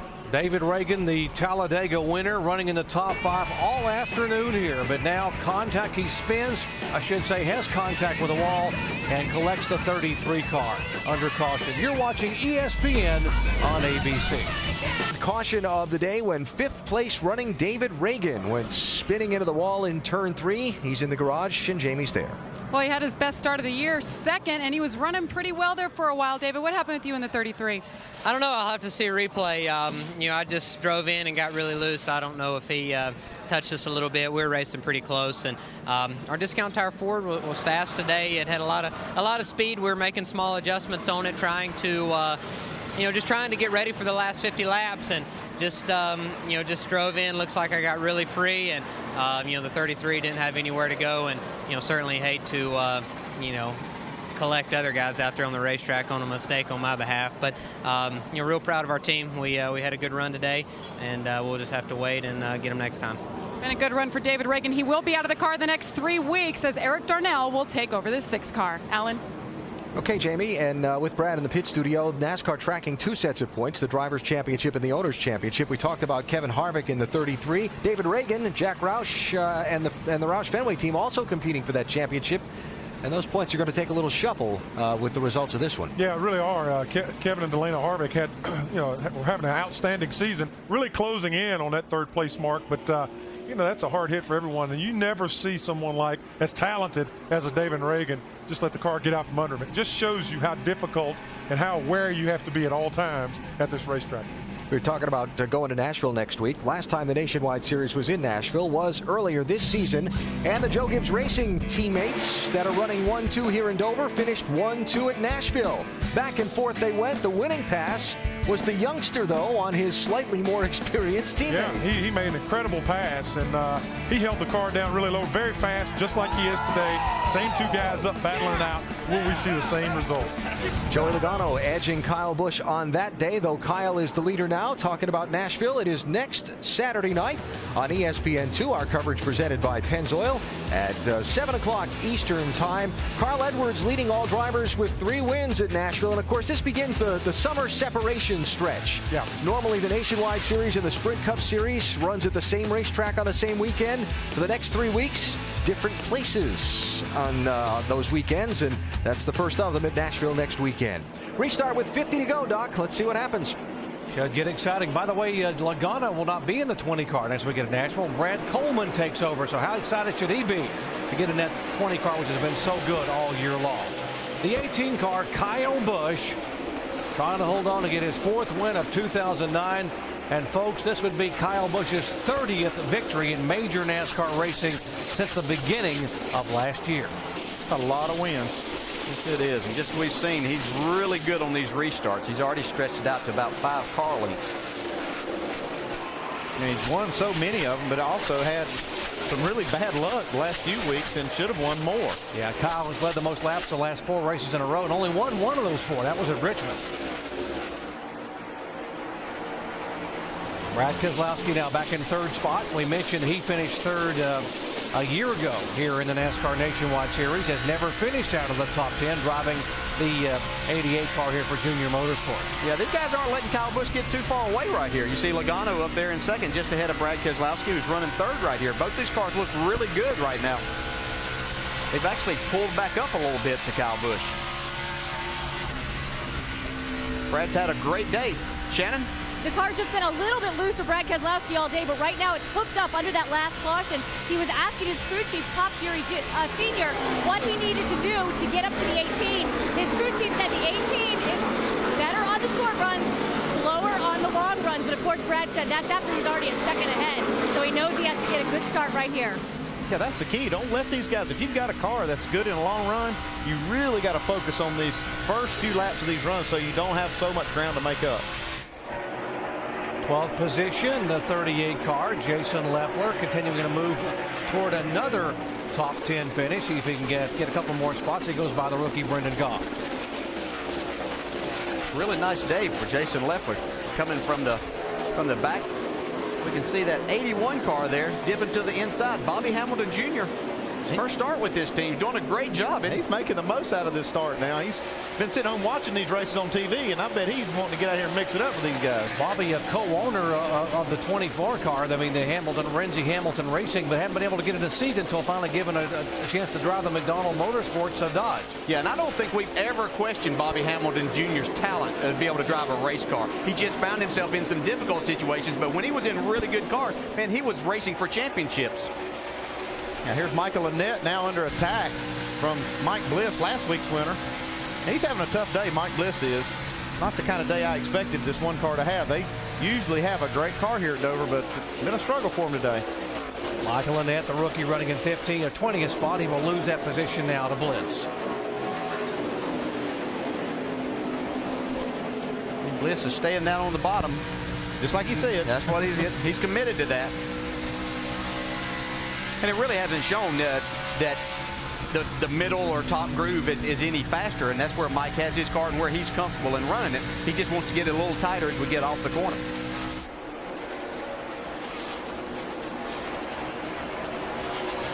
So it is Kyle Busch, Logano, Keselowski, Boyer, and Vickers, the top 5.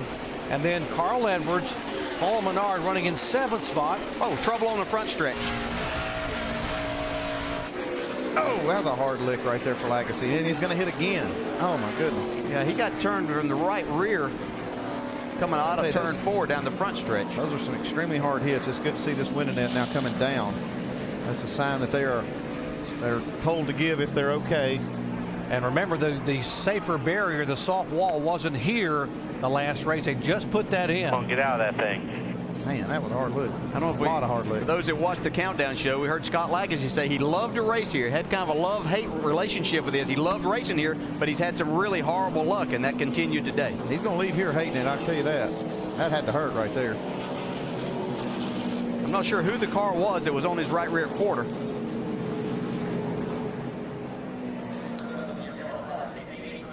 Spotters saying the 47 involves it. We can see what happened between Lagasse and McDowell. Yeah, that's hard to call there. It's just, yeah, wasn't quite. Oh, man, that's a hard hit right there. And then another one. Yeah, really good to see Scott out and walking away.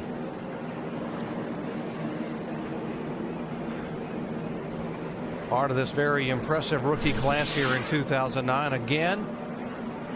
Back in 21st. These guys are just racing hard. That's really hard to place blame on that. It just wasn't quite clear. Looked like maybe the 47 did come down a little bit. Yeah, just one of those other things that makes racing here so difficult. You're in such a strain coming up out of the corner. Man, it's a big angle right there. Oh, the outside barrier again down in turn 1.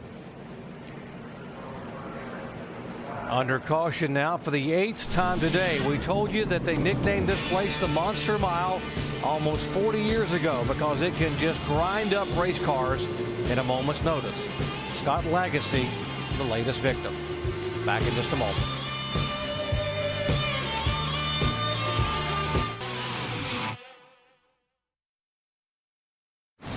Here they come out of turn 4 for the green flag. 3 wide. You're in the middle. You're in the middle. Man, slowed up, slowed up, slowed up, slowed up. Whoa, whoa, whoa, whoa, whoa, whoa. Good job, good job. Hell of a job. Hang on, hang on, hang on. Here you go. You got Kyle Busch on the outside. He might have him this time.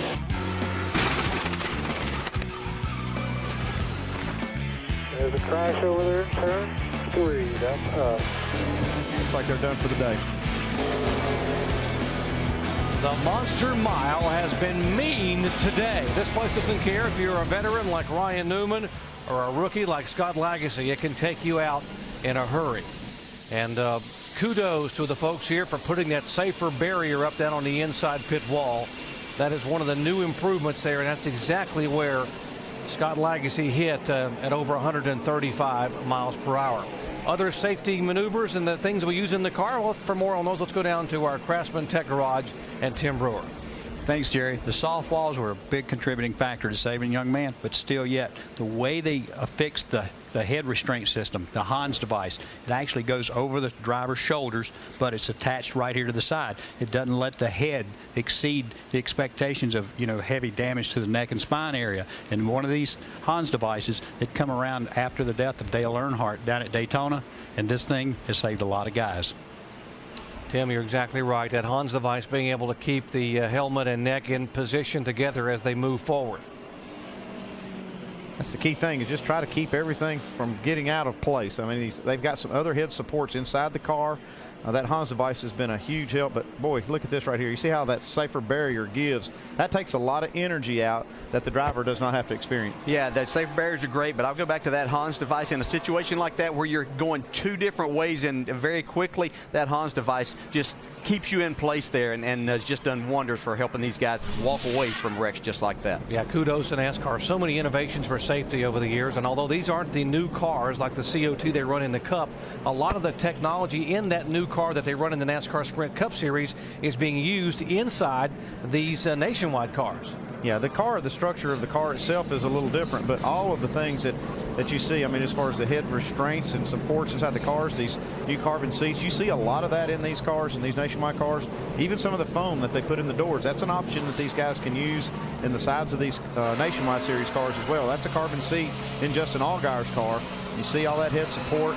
All that stuff right there is just so much better than what it used to be. I mean, this stuff right here, when you hit, it doesn't move over. It stays right in position, and your head is not allowed to move over with it. Yeah, those carbon seats Hendrick Motorsports requires them to do that. Mark Martin had never used one of those till he went to Hendrick Motorsports. I'm pretty sure I'm correct in saying that. And he went over to get fitted for that when he was going to Hendrick Motorsports just to see what that was like. But that shows just how safe they are. They require their drivers to use that. I saw Tony Stewart's actually running one too. That was one that kind of surprised me. He's one of the old school guys, but he is also sitting in a carbon seat. This is one of the aluminum seats Carl Edwards is sitting in here. And these seats are very safe too. They've got a lot of the same features as the carbon seats. They're very well reinforced. You see how they're attached to the chassis of the car. All this stuff is just as strong as, or almost as strong as that carbon stuff. Jamie? And Scott Lagasse Jr. says he's okay. He actually had a smile on his face, but what a hard hit. What happened? That's a smile of frustration. Definitely wasn't a good day for us. We started off a little bit rough, and Paul and the guys did a good job on pit road, keeping us out there and while we could work on it. And we were going to make a decent day out of it. I don't know, just got hit in the right rear. He's going for Rookie of the Year, guys. That's going to put a dent in the program the last 2 weeks. Doc? A lot of frustration for Scott Lagasse, but the good news is that because of all the safety things we were just talking about, he's able to walk out and smile and talk to us about what happened. And be racing next week. Yeah. Before we go back to green, we talked about nobody pitted. We did have a few cars on the lead lap from 12th on back, starting with Brian Keselowski, but Jason Leffler, Jason Keller, Brendan Gaughan, Bobby Hamilton Jr., they all came in and made some adjustments and got some tires.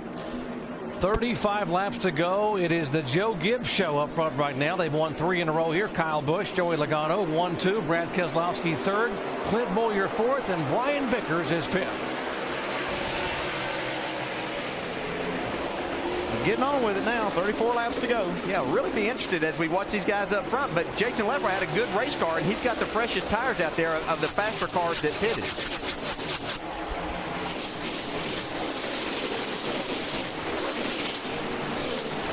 We are showing 18 cars on the lead lap. Kevin Harvick, the last car on the lead lap. There's Leffler, the 38 car, left side of your screen, the one you're talking about, DJ. On the strength of 6 consecutive top 10 finishes and 2 second-place finishes, he has moved to 3rd in the point standings. Yeah, the time's running out for Jason. There's only 33 laps to go, and it's a lot of cars to pass. Even though he's got fresher tires, it's going to be hard to make up a lot of spots here. More on the 38, Dave. It was a good move. They only gave up 1 position making that stop. No chassis adjustment, 4 fresh tires. And this is the guy that called his car about 60 laps ago junk. They've worked on it, taped up the front end, and he thought it was pretty good with 4 fresh tires. Maybe he can get a few spots here at the end. I just noticed him driving it sideways off the corner there coming out of turn 4 a minute ago, so he's hoping that air pressure is going to come up pretty quick for him. Started at the back of the pack because of adjustments after the impound, so he's had to come all the way from the back. He drove in the top 20 in the first 35 laps. now being shown in 12th position with 31 laps to go. Here comes Justin Allgaier racing inside of Scott Wimmer. That's our two sleepers there battling now. Yeah, let's let them battle it out, see who comes out on top. My man's got some work to do. That'd be for ninth spot. Yeah, Justin's doing a great job here. There comes last week's winner, Mike Bliss, into the picture again now, back in the 11th spot. They finally got this one car woke up just a little bit now. Yeah.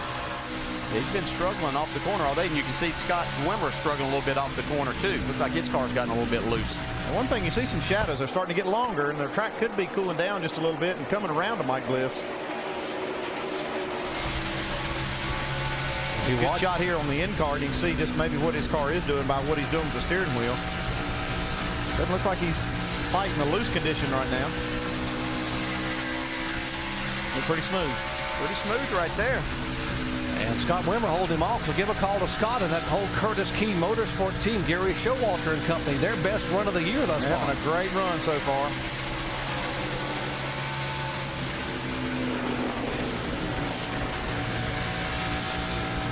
Bliss trying to go downstairs and can't get enough oomph up off the corner. And nearly gets tagged from behind. Here comes Leffler on the bottom of the racetrack. Man, they were looking at 3 wide getting into the corner. They can't do that here. You can. It usually doesn't turn out too good. Yeah, I guess you can. I wouldn't recommend it. At least don't try it at home. You can see just how difficult a time Mike Bliss is having down on the bottom, getting himself clear to Scott Wimmer. He's still not made the pass complete yet. 9th, 10th, and 11th on your screen. And now Leffler saying, get on by him so I can get by and get a shot. There you go. Guys, I got fresh tires and laps to run out. Keep digging. Put it all around.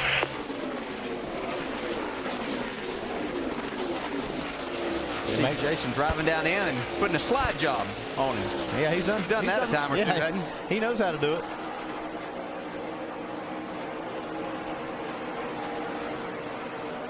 Bit 25 laps to go. Can Kyle Busch hold on and pick up his 4th win of the year? How impressive has Kyle Busch been? Why is Kyle Busch so good? We'll tell you what we think when we come back in just a moment.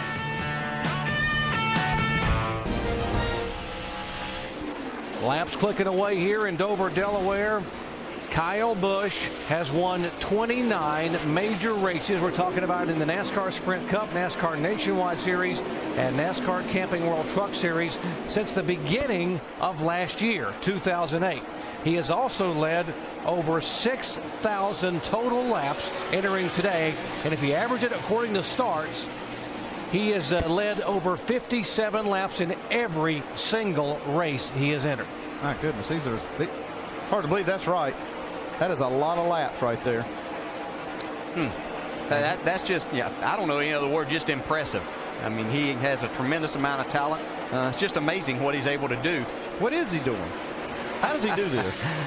I thought y'all were going to tell me. You said we were going to talk about how good Kyle Busch was. I thought I was going to learn something here today. We were going to ask you. Oh, okay, yeah. He has tremendous car control. We watch him time after time. He's able to run his car a little bit freer or hung out a little bit more than the rest of the guys. And that's not saying, you know, everybody out here has a tremendous amount of talent, but this guy has it and uses it, and he's just simply amazing. And, you know, we can go back a lot of races talking about his car control. I can remember a few years ago when I was racing around him, just finding myself watching what he was able to do with his race car, hang it out more, getting into the corner, and then just get back to the gas. He just drives the wheels off these things, and he does it in whatever he gets in. So we can talk about how good his equipment is, but he simply is just tremendous talent. And I don't know if you saw last week, if you were watching the race on Monday at Charlottetown, he's leading the race by a couple of seconds as we watch a battle here between Mike Bliss and Justin Allgaier. But Kyle Busch had his car completely sideways coming out of turn 4, leading the race by a couple of seconds, and he just drives every lap like it's the last one. And you know, I know a lot of fans get tired of us talking about how great Kyle Busch is, but whether you like him or don't like him, what he says, you can. There's no possible way you can't say that he's not one of the best talents to ever come driving-wise in this series or in any series that has come through NASCAR racing. And when you've got somebody that can do the things that Kyle can do, like you said, hanging that car out at different places on the racetrack, it opens up things for the crew chief to do that he can do to the car to make it faster yet when he's got a driver that can do that. and he's only 24 years old, folks, and he has 50 career NASCAR wins, which ties him for 11th all-time with Ned Jarrett, Junior Johnson, and Greg Biffle. Pretty good company. Yes, sir. Here's the 29 car, Clint Boyer. We thought Clint was going to have something for those top two. Got all the way to second spot and then sort of slid back a little bit. Yeah, this last set of tires is after this last stop just have not agreed with his car. I don't know if they made an adjustment or what they did, but they're not quite as good as they were, Jamie. No changes on that last pit stop, Andy. They just put 4 tires on it, but you know, it's getting hotter out here, so he's fallen back a bit. And actually, Doug Randolph, his crew chief, said, I would love to be able to pit one more time before this race is over. I'd like to pump up some right side tires for you. But guys, if it stays green, there's only 10 laps left, no chance. Well, let's do a little what-ifing, guys. 10 laps to go. We've had 4 green-white checkers this year. What if we would get a caution here in the final 10 laps? Well, you better say it quick because these things click off fast, but it would be hard for these front runners to make a pit stop if we had a caution right now. But now there will be some cars at the back half that will come in and get tires, and be interesting to see what would happen if it would happen that way. Yeah, just what they're talking about. I talked to a number of drivers that talked about that all they did was change sets of tires. Their car was either pretty good or a little on the tight side. All they did was put on another set of tires in practice, and it went to the loose side. As we see Paul Menard take that spot away from Scott Speed there, and that moves Paul Menard into the 7th spot here today. It still looks like Speed working hard to try to get that spot back. Scott Speed would tie his career best finish of 8th at Bristol early in the year. If he can make this pass, it will be his best finish, getting in the 7th spot. Yeah, we're riding along with Justin Allgaier, who's moved himself up into the 9th spot, and Jason Leffler's moved into the 10th spot, so another top 10 run for him. That would be 7 in a row top 10 finishes and 9 of the last 10 races for the 38 car of Jason Leffler. Tell you one guy that's been quiet today, and that's Carl Edwards. We haven't seen him or talked about him much, and that's unusual in any of these Nationwide Series races. He's only running 6. Oh, Scott Wimmer's blowing a tire. Hold it down. Caution's coming out. Caution inside. Okay, guys. Let him come on down. Come on down. Now here's the caution we were talking about, the what if we mentioned a moment ago. But here's the what if. There's only 7 laps to go now. There's going to be 6 laps to go when the leader gets to the line. Not going to have many laps to go here, so the leaders will stay out. I can't see really anybody being able to pit, but this is the risk that they're going to take, because this is about the most laps we put on a set of tires, even though we've had some cautions in here, Andy. This is the most laps they've put on them, and that's what's happened here. You know, this is why you got to be so careful not to abuse one tire or the other, because if you do, you can see what happens right here. Scott Wimmer does a great job not to hit the wall here, but he does have damage from the flat tire. Yeah, man. He had 62 laps on these tires, and a good, very good run for Scott Wimmer goes away now with a cut tire on the right front. I'll tell you, there's a lot of guys out there would love to come down pit road right now. But just 6 laps to go as they come by. Yeah. Kyle Busch looked like he has things well in hand, but you know he had a nice little comfortable lead there. He was just going to cruise to the checkered flag. He did not want to see this because he knows anything can happen on these restarts. And he's not been lucky lately. No. You know, at Darlington, he was leading the race under what was going to be a green-white checker and had a flat right front tire, had to come down pit road.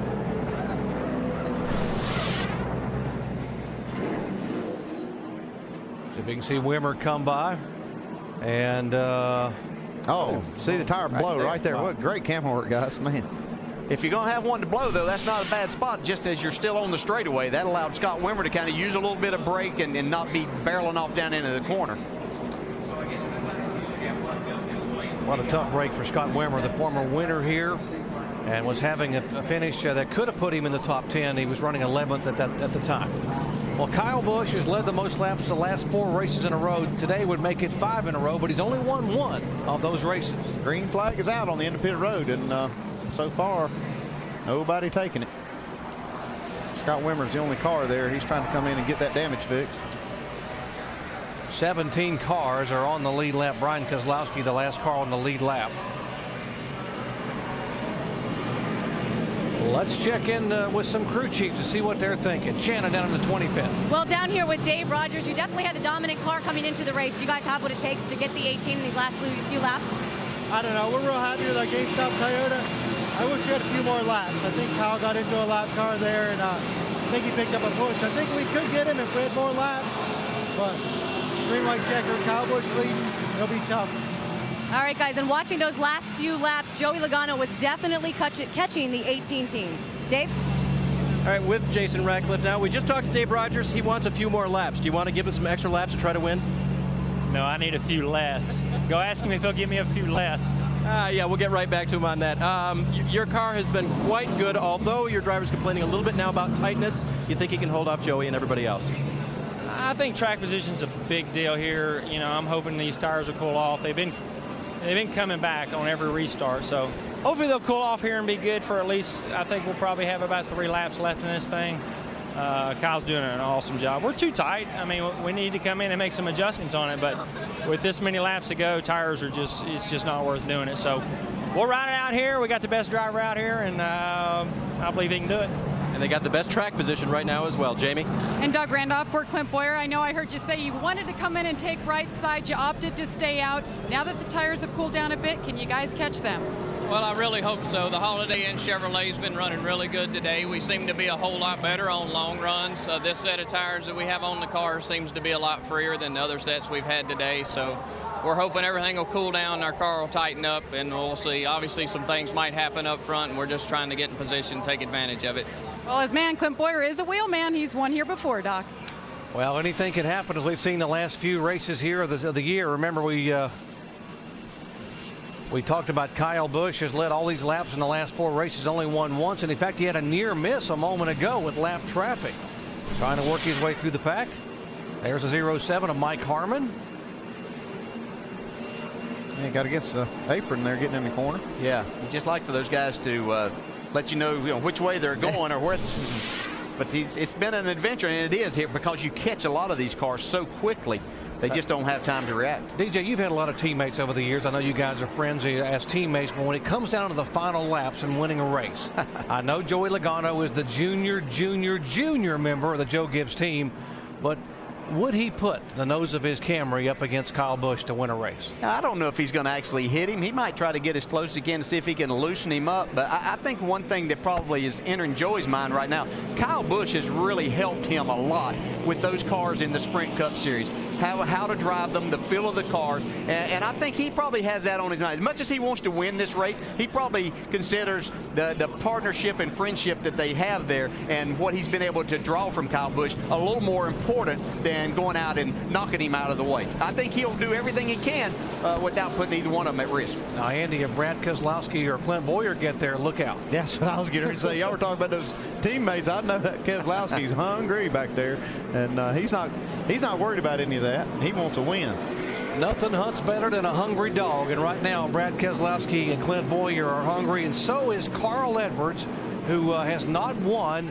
Amazingly, has not won a race in 2009. He has finished second 4 times. Well, he's been able to hang out in 6th here, and that, he's not going to lose a lot of points in what's not one of his better days. So he's got Brian Vickers right in front of him. He'll try to take that 5th spot away. All right, let's see if the monster's going to bite somebody else here in the final 3 laps. Can Kyle Busch hold him off? Here we go. Logano gets a great start. Yeah, he was ready for Kyle Busch right there. He's against him right there. Oh. Got him. Here goes Keselowski for the lead. The contact, Busch across the track, but he also gave away the lead. How about that? Oh, trouble back there. Kyle Busch looked like he might have a tire down. He's got something wrong now. Pushing and shoving. It'll be white flag next time by for Brad Keselowski. Battle for second continues. We did not expect this kind of finish right here, boys. Second place. Here goes Boyer on the inside of Logano. Can he get him? Less than half a lap to go. We told you strange things happen at the Monster Mile, and what a finish here at Dover, Delaware.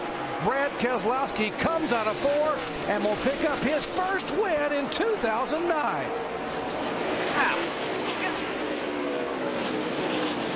That's how we roll.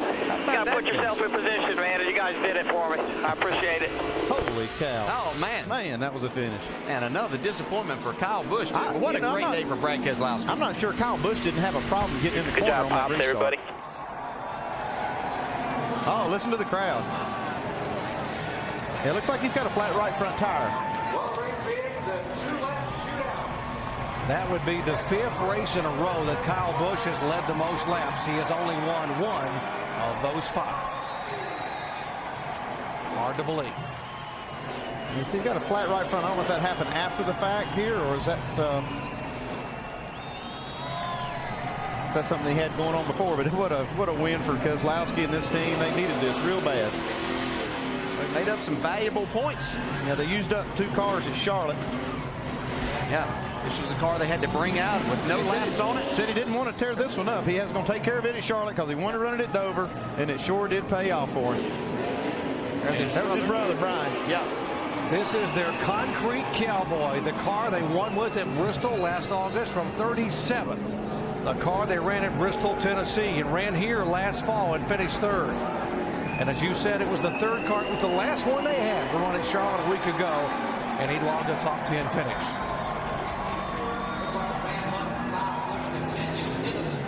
Live out, take care of this beast. Don't tear it up now. Absolutely.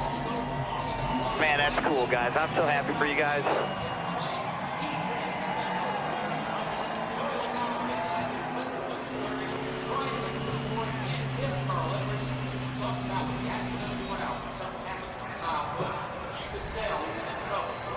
They couldn't go around. This is Kyle Busch backing up to try to, you have to go into the garage area off of turn 3 now.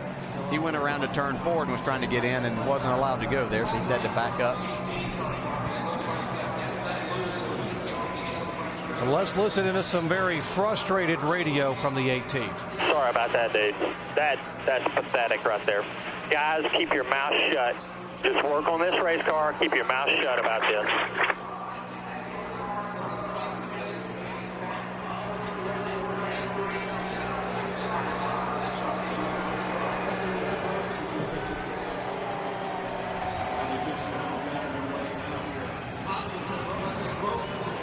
Got to wonder what's going through Kyle Busch's mind right now. Was the tire going down? Was that before or after the slowdown in the contact? Yeah, that's the big question, because Logano definitely got against the bumper, and I don't know if there was something wrong or what. You did hear from these guys, see what they say, but it's hard to tell whether he had a problem or not. And with the frustrations have been mounting for Kyle Busch with all of this. Let's watch this restart. They both get going, and Logano gets a good start, stays right next to Kyle as they get to the corner. Yeah, hard to tell from that angle. Well, he was right on him, and I think he had a problem because you don't see any contact with the wall here. He did have a flat tire when the race was over on the right front. But you get up in that into those marbles and get that all over your tire, you know, you can cut the tire then, or you just get all of that all over your tire, and then he knew that there wasn't any reason to drive it hard from that point. Everybody had passed him that he was racing. And like you said, Joey Logano has had so much help. That's Dale Earnhardt Jr. congratulating his driver. What a week it has been for Dale Jr. Be able to smile there and go get his car in victory lane. 3rd win for Brad Keselowski, first time ever at the Monster Mile.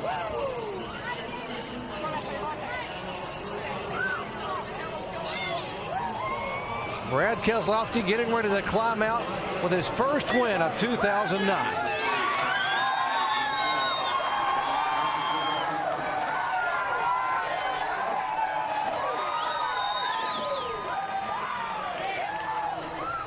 What a season it has been for Brad Keselowski. All right, you said you knew you needed to get in front of the 20 and the 18. Walk me through what happened when you saw that door open. Well, I saw the 20 make a move there, and it looked like something happened to 18. I think he might have a flat tire. I'm not sure, but we caught a break. And as bad as the first half of our season was about not catching breaks, we finally caught a break. And this team deserves it. GoDaddy.com deserves this. I got to thank everyone, Bob Parsons, GoDaddy.com, because I missed the Cup show. I just flat out missed it. I felt terrible yesterday. I felt terrible for them, so I got to put them in victory lane. I hope they're happy about that. I just can't tell you how much I appreciate these guys' hard work and all these fans that came out here today with everything that's going on to make those sacrifices. I think they got one heck of a show. One of your biggest supporters, Dale Earnhardt Jr., leaned in and said something to you before you got out of the car. What did he say? Just, way to go. Way to go come through in tough times, because I think the whole group's going through some tough times, and this is some pretty good medicine for everyone. And this is some very good medicine. All these 88 guys getting crazy in victory lane here today. Duck? 3rd career victory. There is the co-owner, Dale Earnhardt Jr., who co-owns the car with Rick Hendrick, and the celebration. Pops Fury there to the right. There's Pops with the white beard, goatee. 7th top 10 finish in the last 8 races for Brad Keselowski. This team has really come back. Let's go down and talk with Joey Logano. Dave. Well, since he pulled up here in second place, he's heard a lot of voices in his ear. He's watched a replay. You've loudly kicked yourself a couple of times, Joey. What are your emotions right now? I just screwed up. You know, he's been kicking my butt every restart, and that was the one restart I had a good one at least, and I got up behind him, and I figured he was going to drive off into the corner harder. And like he's been killing me the first corner every time, and he checked up early, and then as soon as he checked up, I was right on him, and I was going to try to get to the high side through that corner, and as soon as he checked up, I got in the back of him, and up the track he went. I mean, it's completely 100% my fault. I take total blame for it. I got to find him and apologize to him, but I don't know. I was hoping, I was thinking he was going to drive in harder in that, and he just didn't. Was your restart that much better than yours had been earlier in the race? Yeah, he had a different gear ratio in the transmissions to help his restarts. We were trying stuff, and yeah, it's better than me. And I think on old tires, he was just spinning his tires a lot, and you know, it was the one restart where old tires, and I was able to take off with him. So just, I don't know. We had a great GameStop Toyota, though. I mean, I tell you, it's a really good car. I mean, short runs we were really good. Longer runs we kind of lose it for a little bit. So, I mean, you guys did great. I just screwed up. How do you repair this, Joey? I'm about to find out. Joey Logano finishes second today. Shannon. Well, down here with team owner Dale Earnhardt Jr. Dale, I know it's been a long week for you guys on the Cup side. What does it mean to start your official weekend here on a Saturday with a win in Victory Lane? Well, you know, that was some tough luck by the Give guys there. They had everybody covered all day, and we just were able to be in the position to capitalize on what happened. And Brad drove a smart race, and he had an awesome car. GoDaddy Chevrolet was running good all weekend. Tony Senior did a good job, and our Hendrick motors were performing good all weekend for both cars. So we're real happy. It's great for our team. We needed a win. We needed some momentum and get confidence back in the team, and the guys are really pumped up. They'll enjoy this one. Congratulations. Good luck tomorrow. Doc? Celebration in Victory Lane for the 88 team and Dale Earnhardt Jr. and absolutely nothing but total frustration for one driver who had led the most laps, 108 laps for Kyle Busch today. Fifth consecutive race that Kyle had led the most laps, and wow, did not go to Victory Lane, and it was just 2 laps away. Tough break, but I swear it looked to me like he had some kind of problem, and you know, I'm not sure. Joey's as confused as we are. He didn't really know what happened either. Yeah, and Kyle, I mean, it is very frustrating. I mean, look how many times he's had a chance to win here, and let's not say that he's doing the wrong thing here by declining to talk to us, because that is very frustrating. And you get in these situations, I can assure you, sometimes you say the wrong thing, and it's better at these times not to say anything and just let it go, and he and Joey will talk. And he's got another race to run here. They're going to run the truck race right after this one. Well, let's go down and where Dave is caught up with Carl Edwards. And he's been debriefing with crew chief Dan Stillman on a day that was not as stellar as it could have been at the front of the field. Carl, what were you going through in that 60 car today? Just going through some vitamin water, that's for sure. It was hot. But we took that Ortho Fusion and we thought it was going to be really good. The track conditions are a little different, but there's really no excuse. We just got to be faster. I was just telling Dan, with that balance and the car feeling that way, we've won races here. So, you know, Dan and Mike Tam are going to go back and work on the thing this week, and that's what we need. You know, it's hard watching that 18 and 20 and those guys just check out and beat us. So we just got to do our work. They're doing theirs. This is a team that's going to go to hard work as Carl continues to fight for that championship with that 18 car. Doc? Carl Edwards, a top 5 finish, and now finds himself 40 points behind the 18 car in the NASCAR Nationwide Series standings. Well, how could you not love what you just saw? NASCAR Nationwide action. You want a ticket to the race? We're in Music City, USA next Saturday night. Nashville Super Speedway, then Kentucky, the Milwaukee Mile. You can read there. We go back to Daytona on July 3rd for our nation's birthday celebration. If you'd like tickets, www.nascar.com/tickets. A great day, typical Monster Mile finish in Dover, Delaware, and wow, once again, Kyle Busch dominates, but ends up disappointed. Yeah, and we saw a lot of guys have problems. This track did exactly what we've seen in the past. It took its toll on drivers and cars. And here's a feel-good race for Brad Keselowski and Dale Earnhardt Jr.'s team. They needed it. Well, 4 weeks ago, Brad Keselowski led only 500 feet to get his first ever NASCAR Sprint Cup victory at Talladega. Today, Allen, he led the final 2 laps, and that's all, but he's in victory lane here in the NASCAR Nationwide Series at Dover. Yeah, Doc, second week in a row, Kyle Busch dominated, and somebody else took the trophy home, and you could see the frustration on that man's face.